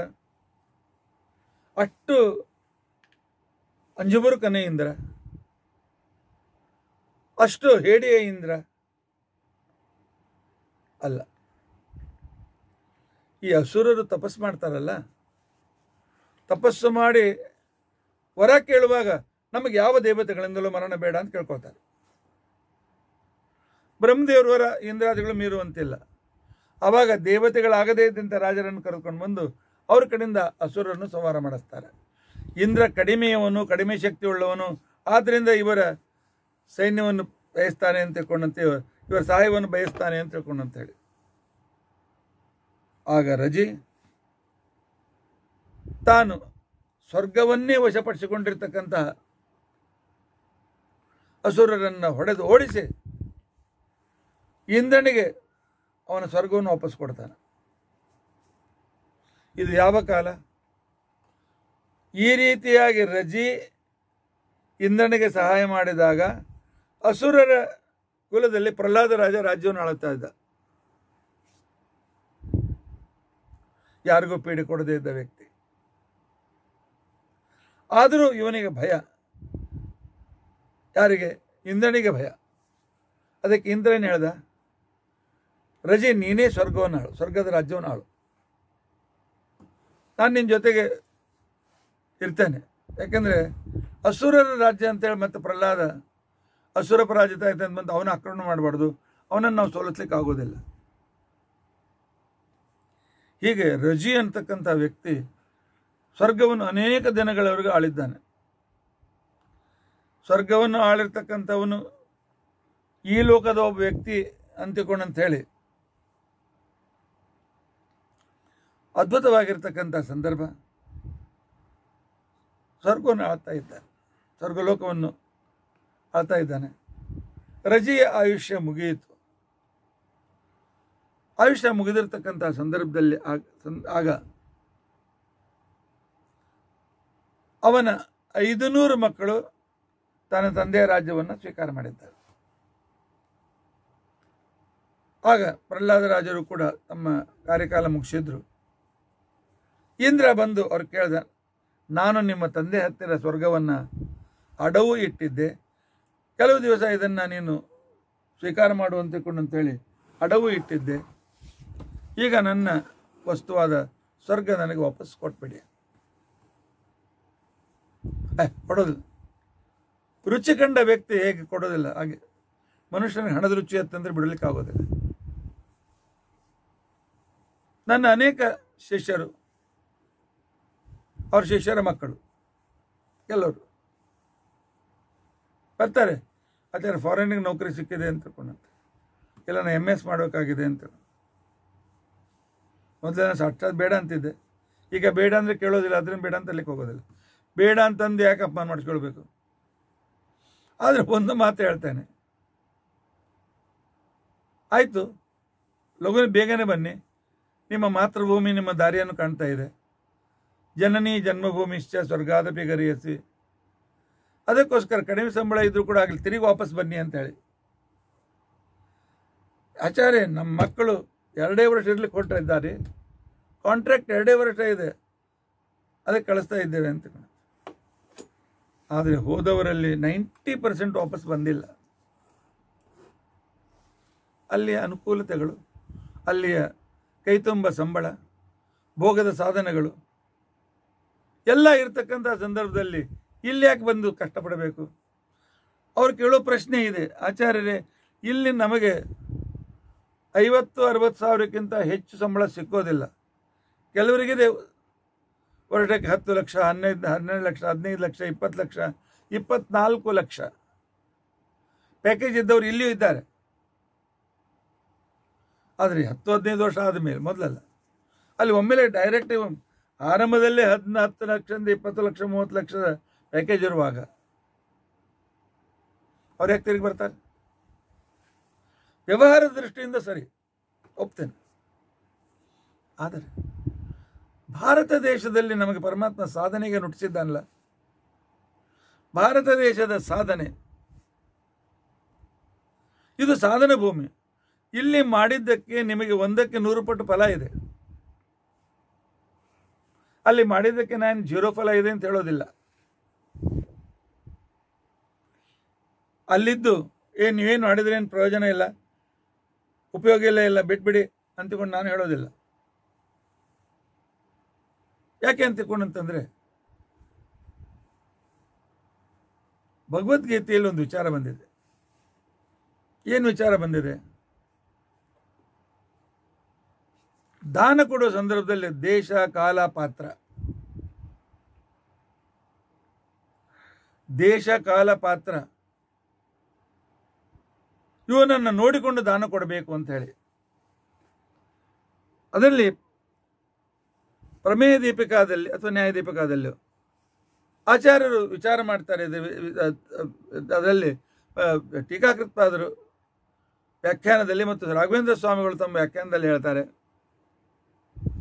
ನಮ್ಮ ಟಿಪ್ಪಣಿಯಲ್ಲಿ ಮತ್ತು ಗೀತಾವಿವೃತ್ತಿಯಲ್ಲಿ. ಈಗ ದೇಶ, ಕಾಲ, ಪಾತ್ರ 3 ಒಂದೇ ಕಾಂಬಿನೇಷನ್ ಇಲ್ಲ ಅಂಥವ್ರಿಗೆ ಯಾರಿಗೆ ದಾನ ಕೊಡಬೇಕು? ಅದಾಗೊಳ್ತಾರೆ. ದೇಶ, ಕಾಲ ಅಥವಾ ಕಾಲ, ಪಾತ್ರ. ದೇಶ ಬದಿಗೆ ಸರಿಸ್ಬಿಡ್ರಿ, ಸಮಯ ಗ್ರಹಣ ಪರ್ವಕಾಲ ಸಮಯ ಇದೆ, ಯೋಗ್ಯ ಬ್ರಾಹ್ಮಣ ಇದ್ದಾನೆ, ಆದರೆ ದೇಶ ಅಷ್ಟು ಸರಿಯಿಲ್ಲ, ಒಂದು ಫ್ಯಾಕ್ಟರ್ ಕಡಿಮೆ, 30 ಮಾರ್ಕ್ ಕಡಿಮೆ, ಪರವಾಗಿಲ್ಲ, ಅದು ಕೊಡಿ. ಶ್ರದ್ಧೆಯಾದೇಯಂ ಅಶ್ರದ್ಧೆಯಾದೇಯಂ. ಇಲ್ಲ, 3ರಲ್ಲಿ 2 ಇಲ್ಲ, ದೇಶವೂ ಇಲ್ಲ, ಕಾಲವೂ ಇಲ್ಲ, ಆದರೆ ಒಬ್ಬ ಪಾತ್ರ ವ್ಯಕ್ತಿ ಸಿಕ್ಕಿದ್ದಾನೆ, ಪರವಾಗಿಲ್ಲ ಕೊಡಿ. ವಿದೇಶದಲ್ಲಿರ್ತಕ್ಕಂಥ ಬಂಧುಗಳು ನಾನು ಹೇಳ್ತೇನೆ, ನಿಮ್ಮ ಸಾಧನೆಯಲ್ಲಿ ಕಾಲ ಮತ್ತು ಪಾತ್ರ ಇದೆ, ದೇಶ ಇಲ್ಲ. ದೇಶ ಭಾರತ ಭೂಮಿ, ಕರ್ಮಭೂಮಿ. ಆದಷ್ಟು ಬೇಗ ಬನ್ನಿ. ಆದರೆ ಅಲ್ಲಿ ಏನು ಸಿಗೋದಿಲ್ಲ ಅಂತ ಅಲ್ಲಿ ಮಾಡೋದು ಬಿಡಬೇಡ, ಅಲ್ಲಿ ಸಂಧ್ಯಾವಂದನೆ ಮಾಡಿ, ನಿಮ್ಮ ಕಡೆಯಿಂದ ಏನು ಸಾಧನೆ ಆಗ್ತದೆ ಮಾಡಿ. ದೇಶ ಅಂತಕ್ಕಂಥ ಒಂದು ಫ್ಯಾಕ್ಟರ್ ನಿಮಗಿಲ್ಲ, ಆದರೆ ಬೇಗನೆ ಇಲ್ಲಿ ಬರಲಿಕ್ಕೆ ಪ್ರಯತ್ನ ಮಾಡಿ.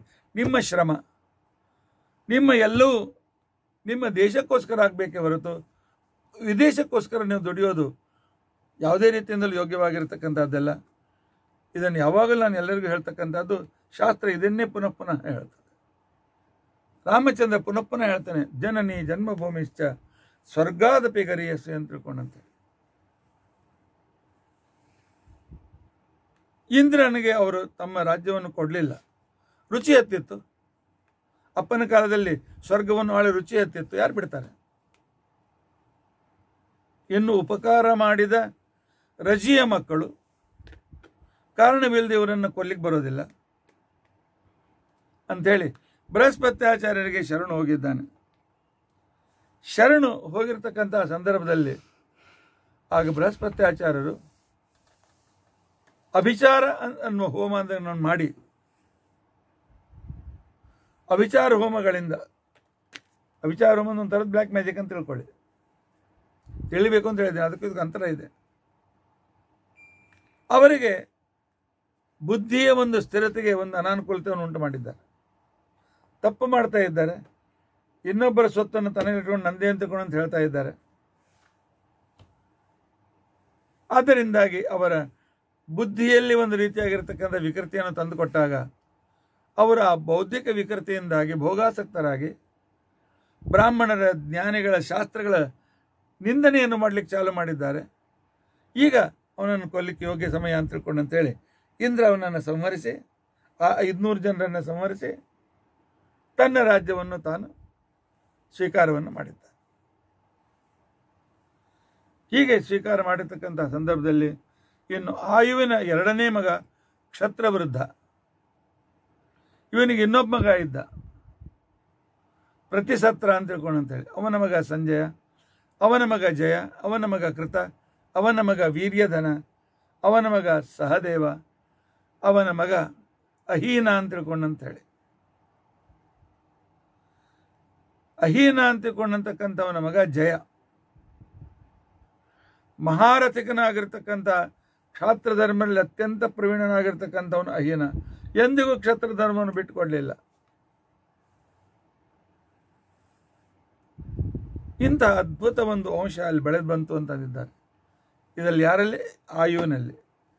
ಆಯುವಿನ ಮೊದಲನೇ ಹೆಂಡತಿಯ ಮಗ, ಅವನ ಹೆಸರು ನಹುಷ ಅಂತ ತಿಳ್ಕೊಂಡಂತೇಳಿ.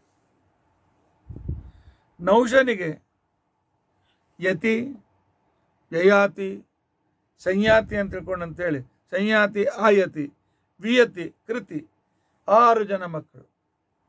ಪಂಚ ಜ್ಞಾನೇಂದ್ರಿಯ ಮತ್ತು ಮನಸ್ಸು ಇದಕ್ಕೆ ಪ್ರತಿನಿಧಿಗಳಾಗಿರ್ತಕ್ಕಂಥ 6 ಜನ ಮಕ್ಕಳಿದ್ರು. ಯತಿ, ಯಯಾತಿ, ಸಂಯಾತಿ, ಆಯತಿ, ವಿಯತಿ, ಕೃತಿ 6 ಜನ ಮಕ್ಕಳು. ಹಿರಿಯ ಮಗನಾದಂಥ ಯತಿ ಹೇಳಿದ, ರಾಜ್ಯ ಪಾಲನೆ ಮಾಡಬೇಕಾಗಿದ್ದರೆ ಕ್ರೋಧ, ಕಠೋರತೆ ಇದು ಅತ್ಯಂತ ಅವಶ್ಯಕ. ಈ ಕ್ರೋಧ, ಕಠೋರತೆ ಇದ್ದಾಗ ಅಧ್ಯಾತ್ಮ ವಿದ್ಯೆಯನ್ನು ಕಲಿಯೋದು ಬಹಳ ಕಠಿಣ. ಅಪವಾದಕ್ಕೆ ಎರಡೂ ಮಾಡಿಕೊಂಡು ಹೋಗ್ತಕ್ಕಂಥವ್ರು ಇದ್ದಾರೆ, ಆದರೆ ಕಠಿಣ, ಇದಕ್ಕೆ ಬೇಡವೇ ಬೇಡ ಅಂತ ತಿಳ್ಕೊಂಡು ಅಂತೇಳಿ ತನ್ನ ಮನೆ ಬಿಟ್ಟು ಅಪ್ಪನಿಗೆ ಅನುಮತಿ ತೆಗೆದುಕೊಂಡು ಕಾಡಿಗೆ ಹೋಗಿ ತಪಸ್ಸನ್ನು ಮಾಡಿ ಅದ್ಭುತ ಸಿದ್ಧಿಯನ್ನು ಪಡೆದಿದ್ದಾನೆ. ಕ್ಷತ್ರ ವೃತ್ರವಧದ ಸಂದರ್ಭದಲ್ಲಿ, ಆಗ ವೃತ್ರವಧ ಆಗಿತ್ತು ಇಂದ್ರನ ಕಡೆಯಿಂದ. ಇಂದ್ರನ ಕೊಂದಿದ್ದರಿಂದ ಅವನಿಗೆ ಏನು ದೋಷ ಇರಲಿಲ್ಲ. ಆದರೂ ಜಗತ್ತಿಗೆ ಪ್ರಾಯಶ್ಚಿತ್ತ ಅಂತ ಅನ್ನೋದು ಇರ್ತದೆ. ಎಷ್ಟಾದರೂ ಅವನು ಬ್ರಾಹ್ಮಣ, ಅವನನ್ನು ಕೊಂದದಕ್ಕೋಸ್ಕರ, ವಿಶ್ವರೂಪಾಚಾರ್ಯನ ಕೊಂದ ಪಾಪ ಬಂದಿದೆ ಅಂತ ತೋರಿಸ್ಕೊಡೋದಕ್ಕೋಸ್ಕರ, ಬಂದಿಲ್ಲ ಅವನಿಗೆ, ಜನರಿಗೆ ತಿಳಿಸ್ಕೊಡೋದಕ್ಕೋಸ್ಕರ ಮಾನಸ ಸರೋವರಕ್ಕೆ ಹೋಗಿ ಕಮಲದ ನಾಳದಲ್ಲಿ ಕುಳಿತುಕೊಂಡು ತಪಸ್ ಮಾಡ್ತಾ ಇದ್ದ. ಇಲ್ಲಿ ಯಾರು ಬಂದು ತಪಸ್ ವಿಘ್ನ ಮಾಡೋದಿಲ್ಲ ಅಂತ ಹೇಳಿ. ಆಗ ಇಂದ್ರ ಪದವಿ ಖಾಲಿ ಬಿತ್ತು. 6ನೇ ಸ್ಕಂದಲ್ಲಿ ಕಥೆಯನ್ನು ವಿಸ್ತಾರವಾಗಿ ಕೇಳಿದ್ದೀರಿ. 100 ಅಶ್ವಮೇಧ ಯಜ್ಞವನ್ನು ಮಾಡಿ ಯಾವಾಗ ನನ್ನ ನಂಬರ್ ಬರ್ತದೆ ಇಂದ್ರ ಪದವಿಗೆ ಅಂತ ಹೇಳಿ ದಾರಿ ಕಾಯ್ತಾ ಇದ್ದ ನಹುಷ. ಆ ನಹುಷನನ್ನು ತಂದು ದೇವತೆಗಳು, ಋಷಿಗಳು ಇಂದ್ರನ ಸ್ಥಳದಲ್ಲಿ ಟೆಂಪ್ರರಿ ಇಂದ್ರ ಬರುವವರೆಗೂ ರಾಜ್ಯವನ್ನು ಆಳು, ಕೇರ್ ಟೇಕರ್ ಆಗಿರುವಂತೆ ಅಂತೇಳಿ ಅವನನ್ನು ಕೂಡಿಸಿ ಆ ಕಾಲದಲ್ಲಿ ಅವರು ತಮ್ಮ ಸ್ವರ್ಗ ಲೋಕದ ಇದನ್ನು ರಾಜ್ಯ ನಡೀಲಿ ಅಂತ ತಿಳ್ಕೊಂಡು ಬಿಟ್ಬಿಟ್ಟಿದ್ದಾರೆ. 100 ಅಶ್ವಮೇಧ ಯಜ್ಞ ಮಾಡಿದ ಅದ್ಭುತ ವ್ಯಕ್ತಿ ಅಷ್ಟೇ ಅಲ್ಲ, ಇವನಲ್ಲಿ ಇನ್ನೊಂದು ಮಹಾನ್ ಶ್ರೇಷ್ಠ ವಿದ್ಯೆ ಇತ್ತು. ನಹುಷ ಯಾರನ್ನು ನೋಡ್ತಾ ಇದ್ದ ಅವರ ತೇಜಸ್ಸನ್ನೆಲ್ಲ ತಂದು ತೊಗೊಂಡ್ಬಿಡ್ತಿದ್ದ. ಅವರು ತೇಜವಂತರಾಗ್ಬಿಡ್ತಿದ್ರು, ಇವನ ತೇಜಸ್ಸು ಹೆಚ್ಚಾಗ್ತಿತ್ತು. ಇಂಥ ಒಂದು ಹೀಗಾಗಿ ಬಹಳ ಜನ ಅವನ ಕಣ್ಣೆದುರಿಗೆ ಬೀಳ್ತಾ ಇರಲಿಲ್ಲ, ಎಲ್ಲಿ ನಮ್ಮ ತೇಜ್ ಹೋಗ್ತದೋ ಅಂತ ತಿಳ್ಕೊಂಡು ಅಂತೇಳಿ. ಇಂಥ ನಹುಷ ಇಂದ್ರನೇನೋ ಆದ. ಆದರೆ ಕಾಮ ಹೋಗಿರಲಿಲ್ಲ, ಕಾಮ ಸತ್ತಿರಲಿಲ್ಲ. ಯಾವುದೋ ಸಂದರ್ಭದಲ್ಲಿ ಶಚೀದೇವಿ ಇವನ ಸಲಹೆಗೆ ಬಂದಾಗ ಅವಳ ರೂಪ, ಅವಳ ಗಾಂಭೀರ್ಯ, ಅವಳ ಪರ್ಸನಾಲಿಟಿ ನೋಡಿ ನಹುಷ ಮೋಹಿತನಾದ. ಅವಳು ತಿರುಗಿ ಹೋದ್ಮೇಲೆ ಒಂದು ಯಾವುದೋ ಒಂದು ರೀತಿಯಲ್ಲಿ ಸುದ್ದಿಯನ್ನು ಕಳಿಸ್ಕೊಡ್ತಾನೆ. ನೋಡು, ಇಂದ್ರ ಪದವಿಯಲ್ಲಿದ್ದಾಗ ಇಂದ್ರನ ಭೋಗ ವಸ್ತುಗಳೆಲ್ಲ ನನ್ನ ವಸ್ತುಗಳು, ಆದ್ದರಿಂದಾಗಿ ನೀನು ಕೂಡ ನನ್ನ ಭೋಗ ವಸ್ತು, ನೀನು ನಾಳೆಯಿಂದ ನನ್ನ ಅಂತಃಪುರಕ್ಕೆ ಬಂದು ಸೇರ್ಕೊಳ್ಬೇಕು. ಇಂದ್ರ ಪತ್ನಿಯಾದ ಶಚಿಗೆ ಹೇಳ್ತಾನೆ. ಮಹಾನ್ ಇಂದ್ರ ಸ್ಥಾನದಲ್ಲಿರ್ತಕ್ಕಂಥ ಇವರೆಲ್ಲ ಮಹಾನ್ ಭಾವರು, ಅವ್ರ ಹೆಸರನ್ನ ಆದರದಿಂದ ನಾವು ತೆಗೆದುಕೊಳ್ಬೇಕು ಅಂಥವಳಿಗೆ ನೀನು ನಾನು ಬಂದು ನನ್ನ ಶೈಗೆ ಭಾಗಿದಾರ ಬಂದರೆ. ತನ್ನ ಪಾತಿವ್ರತ್ಯದಿಂದ ನಹುಷನಿಗೆ ಶಿಕ್ಷೆ ಕೊಡುವ ಯೋಗ್ಯತೆ ಇತ್ತು ಶಚೀದೇವಿಗೆ. ಹೆಣ್ಣು ಮಕ್ಕಳಲ್ಲಿ ಪರಮಾತ್ಮ ಈ ರೀತಿಯಾಗಿರ್ತಕ್ಕಂಥ ಆತ್ಮ ಸಮ್ಮಾನದ ಒಂದು ಗುಣವನ್ನು ಕೊಟ್ಟಿದ್ದಾನೆ. ಆತ್ಮ ಸಮ್ಮಾನದ ಗುಣದಿಂದ ಎಂದಿಗೂ ಯಾವ ವ್ಯಕ್ತಿಗೂ ಕೂಡ ಅವರು ಡಾಮಿನೇಟ್ ಮಾಡಲಿಕ್ಕೆ ಬಿಡೋದಿಲ್ಲ ತಮ್ಮ ಮೇಲೆ. ಆದರೂ ಕೂಡ ಅಬಲತ್ವ ಇರೋದರಿಂದಾಗಿ ಇವರಿಗೆ ತಂದೆ, ಮಕ್ಕಳು ಅಥವಾ ಗಂಡನ ರಕ್ಷಣೆ ಯಾವಾಗಲೂ ಬೇಕಾಗ್ತದೆ. ಅವಳು ಆ ಸಂದರ್ಭದಲ್ಲಿ ಬೃಹಸ್ಪತ್ಯಾಚಾರ್ಯಗೆ ಶರಣು ಹೋಗಿದ್ದಾಳೆ. ಬೃಹಸ್ಪತ್ಯಾಚಾರ್ಯ ಹೇಳಿದ್ದಾರೆ, ಉಪಾಯ ಹೇಳ್ತಾನೆ, ಅವನಿಗೆ ಸುದ್ದಿಯನ್ನು ಕಳಿಸು. ನೀನು ಸಪ್ತಋಷಿಗಳು ಹೊತ್ತುಕೊಂಡ ಮೇಣೆಯಲ್ಲಿ ಕೂತ್ಕೊಂಡು ನನ್ನ ಮನೆಗೆ ಬಂದರೆ ನಾನು ನಿನ್ನನ್ನು ಸ್ವೀಕಾರ ಮಾಡ್ತೇನೆ. ಕಾಮಾತುರಾಣಂ ನ ಭಯಂ ನ ಲಜ್ಜ. ತಾನು ಯಾರು, ಎಂಥ ಸಾಧನೆ ಮಾಡಿ ಇಂದ್ರ ಪದವಿಗೆ ಬಂದಿದ್ದಾನೆ, ಇದು ಕೂಡ ಶಾಶ್ವತವಲ್ಲ, ಟೆಂಪ್ರರಿ. ಇಂಥ ಅನ್ಯಾಯ ಮಾಡಬೇಕೇ ಇಲ್ಲ. ಮನುಷ್ಯ ಕಾಮನೆಗೆ ಒಳಗಾದಾಗ, ಆಕರ್ಷಣೆಗೆ ಒಳಗಾದಾಗ ಯಾರಿಗೂ ಅಂಜೋದಿಲ್ಲ, ನಾಚಿಕೆಯೂ ಇರೋದಿಲ್ಲ. ನ ಭಯಂ ನ ಲಜ್ಜ. ಆಗ ಸಪ್ತರ್ಷಿಗಳಿಗೆ ಆರ್ಡರ್ ಮಾಡಿದ್ದಾನೆ, ಯಾರು ಪೂಜ್ಯರು ಅಂಥವರಿಗೆ, ಅಂದರೆ ಕಾಮಾಸಕ್ತನಾದ ವ್ಯಕ್ತಿ, ಹೆಂಡ ಕುಡಿದ ವ್ಯಕ್ತಿ, ಸಿಟ್ಟಿಗೆ ಬಂದ ವ್ಯಕ್ತಿ, ಭೋಗಾಸಕ್ತನಾದ ವ್ಯಕ್ತಿ, ಇವರೆಲ್ಲರೂ ಒಂದೇ ಕೆಟಗರಿಯವರು. ಅವರಿಗೆ ವಿವೇಕನೇ ಹೊರಟೋಗಿರ್ತದೆ. ತನಗೆ ಬೇಕು ಆ ವಸ್ತು ಬೇಕು ಅಷ್ಟೇ. ಹೇಳಿ ಕಳಿಸಿದ್ದಾನೆ, ನನ್ನ ಮೇಣೆಯನ್ನು ಹೊತ್ತುಕೊಂಡು ಶಚಿ ಮನೆಯವರೆಗೆ ಹೋಗಿರಿ ಅಂತೇಳಿ. ಅವರು ತಿಳಿಸಿ ಹೇಳಿದ್ದಾರೆ, ಇಂಥ ತಪ್ಪು ಮಾಡಬೇಡ, ಇದನ್ನು ಭಾಳ ನಾವು ಅವೆಲ್ಲ ಇಲ್ಲ. ನಾನು ಇಂದ್ರ, ಮೂರು ಲೋಕದ ರಾಜ, ನಾ ಹೇಳ್ದಂಗೆ ನೀವು ಕೇಳಬೇಕು. ಆಗಲಿ, ಒಳಗಿದ್ದ ಪರಮಾತ್ಮನ ನೆನೆಸಿ ಅವನನ್ನೇ ಹೊತ್ತುಕೊಂಡಿದ್ದೇವೆ ಅಂತಂದ್ರೆ ಆಯಿತು ಅಂತ ಹೇಳಿ ಸಪ್ತರ್ಷಿಗಳು ಮೇಣೆಯನ್ನು ಹೊತ್ತುಕೊಂಡಿದ್ದಾರೆ. ಆದರೆ ಮೇಣೆಯಲ್ಲಿ ಏನಿತ್ತು ಅಂತ ತಿಳ್ಕೊಂಡಂತಂದರೆ, ಅಗಸ್ತ್ಯರು 4 ಫೀಟ್ಗಿಂತ ಕಡಿಮೆ. ಅಗಸ್ತ್ಯರನ್ನ ಭಾಗವತಾದಿಗಳಲ್ಲಿ ಚೋಟುದ್ದ ಅಂತ ಕರೆದಿದ್ದಾರೆ. ವಿತಸ್ತಿ ಮಾತ್ರ ಅಂತ ತಗೊಂಡು, ಅಂದರೆ ಆಗಿನ ಕಾಲದ ವಿತಸ್ತಿ ಅಂದರೆ 2-3 ಫುಟ್ ದೊಡ್ಡ ಕೈ ಇರ್ತಾ ಇದ್ದು. ಅಂತ ಅಗಸ್ತ್ಯರು ಗಿಡ್ಡದ ಮೇಣೆ ಏನಾಗ್ತಿತ್ತು, ಅವರನ್ನು ಮುಂದೆ ಇಟ್ಟು ಕೊಡ್ತಿದ್ರು. ಅವು ಮುಂದೆ ಇಟ್ಟರೆ ಈ ಕಡೆಗೆ ವಸಿಷ್ಠರು ಹಿಂದೆ ಹೊತ್ಕೊಂಡಿದ್ರು ಪ್ಲ್ಯಾನ್ ಮಾಡಿ. ವಸಿಷ್ಠರು more than 6 feet. ಆ ನಂತರ ಅಗಸ್ತ್ಯರು ಮ್ಯಾಕ್ಸಿಮಮ್ 4 feet. ಹೀಗಾಗಿ ಮೇಣೆ ಹೀಗೆ ರಾಜ ಒಳಗೆ ಕೂತ್ಕೊಳ್ಬೇಕಾಗಿ ಹೇಗೋ ಗಟ್ಟಿ ಹಿಡ್ಕೊಂಡು ಕೂತ್ಕೊಂಡಿದ್ದ, ಮತ್ತೆ ಪುನಃ ಜಾರ್ತಾ ಇದ್ದ. ಕೊನೆಗೆ ಸಿಟ್ಟು ಬಂತು, ತನ್ನ ಕಾಲಿನಿಂದ ಆ ಅಗಸ್ತ್ಯರ ಜಟೆಗೆ ಒದ್ದಿದ್ದಾನೆ. ಈ ಕಡೆಗೆ ಶಚಿಯ ಪ್ರಾರ್ಥನೆ ಪ್ರಕಾರ, ಬೃಹಸ್ಪತ್ಯಾಚಾರ್ಯ ಪ್ರಾರ್ಥನೆ ಪ್ರಕಾರ ಅಗಸ್ತ್ಯರ ಜಟೆಯಲ್ಲಿ ಅದೃಶ್ಯವಾಗಿ ಭೃಗು ಋಷಿಗಳು ಕೂತ್ಕೊಂಡಿದ್ರು. ಅವರ ಅಂತರ್ಗತನಾಗಿ ಬ್ರಹ್ಮದೇವರು. ಅಂದರೆ ನಮ್ಮ ಸತ್ಕಾರ್ಯಕ್ಕೆ, ನಮ್ಮ ರಕ್ಷಣೆಗೆ ಹೇಗೆ ದೇವತೆಗಳು ಸಹಾಯ ಮಾಡ್ತಾರೆ ಅಂತನ್ನೋ ಒಂದು ನಿದರ್ಶನ ಇದು. ಆಗ ಭೃಗು ಋಷಿಗಳ ಅಂತರ್ಗತನಾದ ಬ್ರಹ್ಮದೇವರು ಆ ನಹುಷನಿಗೆ ಶಾಪ ಕೊಟ್ಟಿದ್ದಾರೆ. ಬ್ರಾಹ್ಮಣರಿಗೆ ಕಾಲಿಂದ ಒದಿತೀಯ ನೀನು, ಯಾರಿಗೂ ಒದಿಯಬಾರದು. ನಮ್ಮ ಸಂಸ್ಕೃತಿ ಕಳೆದುಕೊಂಡಿದ್ದೇವೆ. ನಮಗೆ ಕಲಿಸಿಕೊಟ್ಟದ್ದೇನು? ರೋಡ್ನಲ್ಲಿ ಹೋಗುವಾಗ ಯಾರ್ಯಾವುದು ಕಾಲೆತ್ತಿದ್ರೆ, ಟ್ರೈನ್ನಲ್ಲಿ ಹೋಗುವಾಗ ಯಾವುದೋ ಜಾತಿ ಅವನು ಕಾಲೆತ್ತಿದ್ರು ಅಲ್ಲಿದ್ದ ಭಗವಂತ ನಮಸ್ಕಾರ ಅಂತ ನಮಗೆ ಕಲಿಸಿಕೊಟ್ಟಿದ್ರು. ಈಗ ನಾವು ನೋಡ್ತೇವೆ ಸಾರಾಸಗಟವಾಗಿ ನಮ್ಮನ್ನು ಕಾಲಿಂದ ತುಳ್ಕೊಂಡು ಹೋಗ್ಬಿಡ್ತಾರೆ. ಎಷ್ಟೋ ಸಲ ಕಾಲಿನಿಂದ ನಮ್ಮನ್ನು ಸರಿಸ್ತಾರೆ. ರಶ್ನಲ್ಲಿ ಇಲ್ಲ. ಇಂತಹ ಕಾಲಿನಿಂದ ಹೊಡೆದಾಗ ಅಲ್ಲಿರ್ತಕ್ಕಂತಹ ಭೃಗು ಋಷಿಗಳು ಶಾಪ ಕೊಡ್ತಾರೆ. ತದಾ ಭೃಗು ತಶ್ಚ ಜಟಾಸುಲೀನಂ ಕದಾಪಿ ನ ಶಾಚ್ಯಪತಂ ನಯಾತಿ ಆಸ್ತಿಕ್ಯ ಕಂಚ ಪರ್ವಶಾಪ ಪ್ರಜಸ್ವಪಾಪ ಅಜಗರಮೇಕಮೇವ. ಆಗ ಅಗಸ್ತ್ಯ ಭೃಗು ಋಷಿಗಳಲ್ಲಿ ಆವಿಷ್ಟನಾದ ಬ್ರಹ್ಮದೇವರು ಅವನಿಗೆ ಶಾಪವನ್ನು ಕೊಡ್ತಾರೆ. ಹೋಗಿ ಅಜಗರನಾಗಿ ಬಿದ್ದು ಯಾವುದು ಆಹಾರ ಸಿಕ್ಕರೆ ತಿನ್ನು, ಮೇಲೆ ಹಾಗೆ ಬಿತ್ಕೊಂಡಿರು. ಜಗತ್ತು ನಿನ್ನನ್ನು ನೋಡಿ ಅರ್ಥವಾಗಲಿ. ಉನ್ನತ ಮಟ್ಟದಲ್ಲಿರ್ತಕ್ಕಂಥ ವ್ಯಕ್ತಿಗಳು ಮಾಡುವ ಒಂದು ತಪ್ಪು ಅವರನ್ನು ಪೂರ್ತಿ ಕೆಳಗೆ ಹಾಕಿಬಿಡ್ತಾರೆ. ಇಂಥ ಒಂದು ಎಚ್ಚರಿಕೆ ಇರಬೇಕಾಗ್ತದೆ ಯಾರು ಒಂದು ವಿಶಿಷ್ಟ ಸ್ಥಾನದಲ್ಲಿದ್ದಾರೆ ಅಂಥವರಿಗೆ. ಆದ್ದರಿಂದಾಗಿ ಅಜಗರನಾಗಿ ಬಿದ್ದಿದ್ದಾನೆ. ಆದರೆ ಶಾಪವಾದ ಕ್ಷಣಕ್ಕೆ ಕ್ಷಮೆ ಕೇಳ್ಕೊಳ್ತಾನೆ. ಕ್ಷಮೆ ಕೇಳ್ಕೊಂಡಿರ್ತಕ್ಕಂಥ ಸಂದರ್ಭದಲ್ಲಿ ಅವ್ರು ಹೇಳ್ತಾರೆ, ಒಬ್ಬ ವ್ಯಕ್ತಿ ಬರ್ತಾನೆ, ಯಾವ ವ್ಯಕ್ತಿಯನ್ನು ನೀನು ಸುತ್ತಕೊಂಡ್ರೂ ಅವನಿಗೇನು ಆಗಂಗಿಲ್ಲ.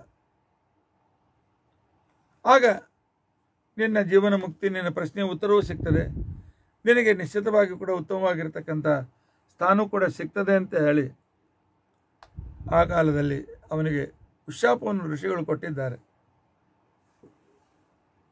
ಹೀಗೆ ನಹುಷ ಈ ರೀತಿಯಾಗಿ ಅಭಿಶಪ್ತನಾಗಿ ಅಜಗರನಾಗಿ ಬಿದ್ದ ಮೇಲೆ ಅವನ ಎರಡನೇ ಮಗ ಯಯಾತಿ ರಾಜ್ಯವನ್ನು ಆಳ್ಲಿಕ್ಕೆ ಪ್ರಾರಂಭ ಮಾಡ್ತಾನೆ. ಬಹಳ ಅದ್ಭುತ ಧರ್ಮವಂತ. ಜೀವನದಲ್ಲಿ ಅವನಷ್ಟು ಶ್ರೇಷ್ಠವಾದ ತಪಸ್ಸು ಮಾಡಿದವರು ಯಾರು ಇರಲಿಲ್ಲ ಅಂತ ಒಂದು ಅದ್ಭುತವಾದ ತಪಸ್ಸು ಇತ್ತು ಯಯಾತಿಗೆ. ಆದರೆ ಯಾವುದೋ ಒಂದು ಕಾರಣದಿಂದ ಯಯಾತಿಗೂ ಬ್ರಾಹ್ಮಣ ಕನ್ಯೆ ಜೊತೆಗೆ ಮದುವೆ ಆಗ್ತದೆ. ಋಷಿಗಳು ಮುನಿಗಳು ರಾಜಕನ್ಯೆಯನ್ನ ಮದುವೆ ಆಗೋದು ಕಾಮನ್. ಆದರೆ ಕ್ಷತ್ರಿಯ ಬ್ರಾಹ್ಮಣ ಕನ್ಯೆಯನ್ನು ಮದುವೆ ಆಗೋದು ಅಪರೂಪ. ಯಾಕಂದ್ರೆ ಅಲ್ಲಿಂದ ಹುಟ್ಟಿದ ಮಗ ಸೂತ ಅಂತ ಅನ್ಸ್ಕೊಳ್ತಾನೆ, ರಥ ಹೊಡೆಯತಕ್ಕಂಥವನು ಅಂತ ಅನ್ಸ್ಕೊಳ್ತಾನೆ. ಆದ್ದರಿಂದ ಈ ರೀತಿಯಾಗಿರ್ತಕ್ಕಂಥ ಘಟನೆ ಹೇಗೆ ನಡೆಯಿತು? ನಿಂದನೀಯವಾಗಿರ್ತಕ್ಕಂತಹ ಅಂತರ್ಜಾತಿ ವಿವಾಹವನ್ನ ಯಯಾತಿ ಯಾಕೆ ಮಾಡಿಕೊಂಡ? ಅದರಿಂದ ಆಗ್ತಕ್ಕಂಥ ಹಾನಿಯನ್ನು ಗೊತ್ತಿತ್ತು. ಅದರಿಂದ ಆಗ್ತಕ್ಕಂಥ ಸಾಮಾಜಿಕವಾಗಿರ್ತಕ್ಕಂಥ ಒಂದು ವಿಶಿಷ್ಟ ಅದು ಒಂದು ಥರದ ಪತನ ಅಂತ ತಿಳ್ಕೊಂಡಂತೇನಿದೆ ಅದು ಗೊತ್ತಿದ್ರೂ ಕೂಡ ಯಯಾತಿ ಮದುವೆ ಏಕಾದ ಬ್ರಾಹ್ಮಣನನ್ನು. ಅವನು ಅದರಿಂದ ಮುಂದೆ ಪಡೆದಿರ್ತಕ್ಕಂಥ ಸಂಕಷ್ಟಗಳೇನೋ ಇತ್ಯಾದಿಗಳನ್ನು ನಾಳಿನ ದಿವಸ ನಾವು ಕೇಳಿ ತಿಳಿದುಕೊಳ್ಳಿಕ್ಕೆ ಪ್ರಯತ್ನಿಸೋಣ. ಆರಂಭದಲ್ಲಿ ನಾವು ಮರೆತಿದ್ದೇವೆ, ನೀವು ನಮ್ಮ ಜಪ ಮಾಡಿದ್ದೀರಿ, ನನಗೆ ವಿಶ್ವಾಸ ಇದೆ. ಈಗ ನೀವು ಕೊಡಿ. ಆದ್ಯಂತದಲ್ಲಿ ಎರಡನ್ನು ಸೇರಿಕೊಂಡು ಮಾಡೋಣ. ಹರೇ ರಾಮ ರಾಮ ರಾಮ ಹರೇ ಹರೇ, ಹರೇ ಕೃಷ್ಣ ಕೃಷ್ಣ ಕೃಷ್ಣ ಹರೇ ಹರೇ, ಹರೇ ರಾಮ ರಾಮ ರಾಮ ಹರೇ ಹರೇ, ಹರೇ ಕೃಷ್ಣ ಕೃಷ್ಣ ಕೃಷ್ಣ ಹರೇ ಹರೇ, ಹರೇ ರಾಮ ರಾಮ ರಾಮ ಹರೇ ಹರೇ, ಹರೇ ಕೃಷ್ಣ कृष्ण कृष्ण हरे हरे हरे राम राम राम हरे हरे हरे कृष्ण कृष्ण कृष्ण हरे हरे हरे राम राम राम हरे हरे हरे कृष्ण कृष्ण कृष्ण कृष्ण हरे हरे। कृष्णार्पणमस्तु।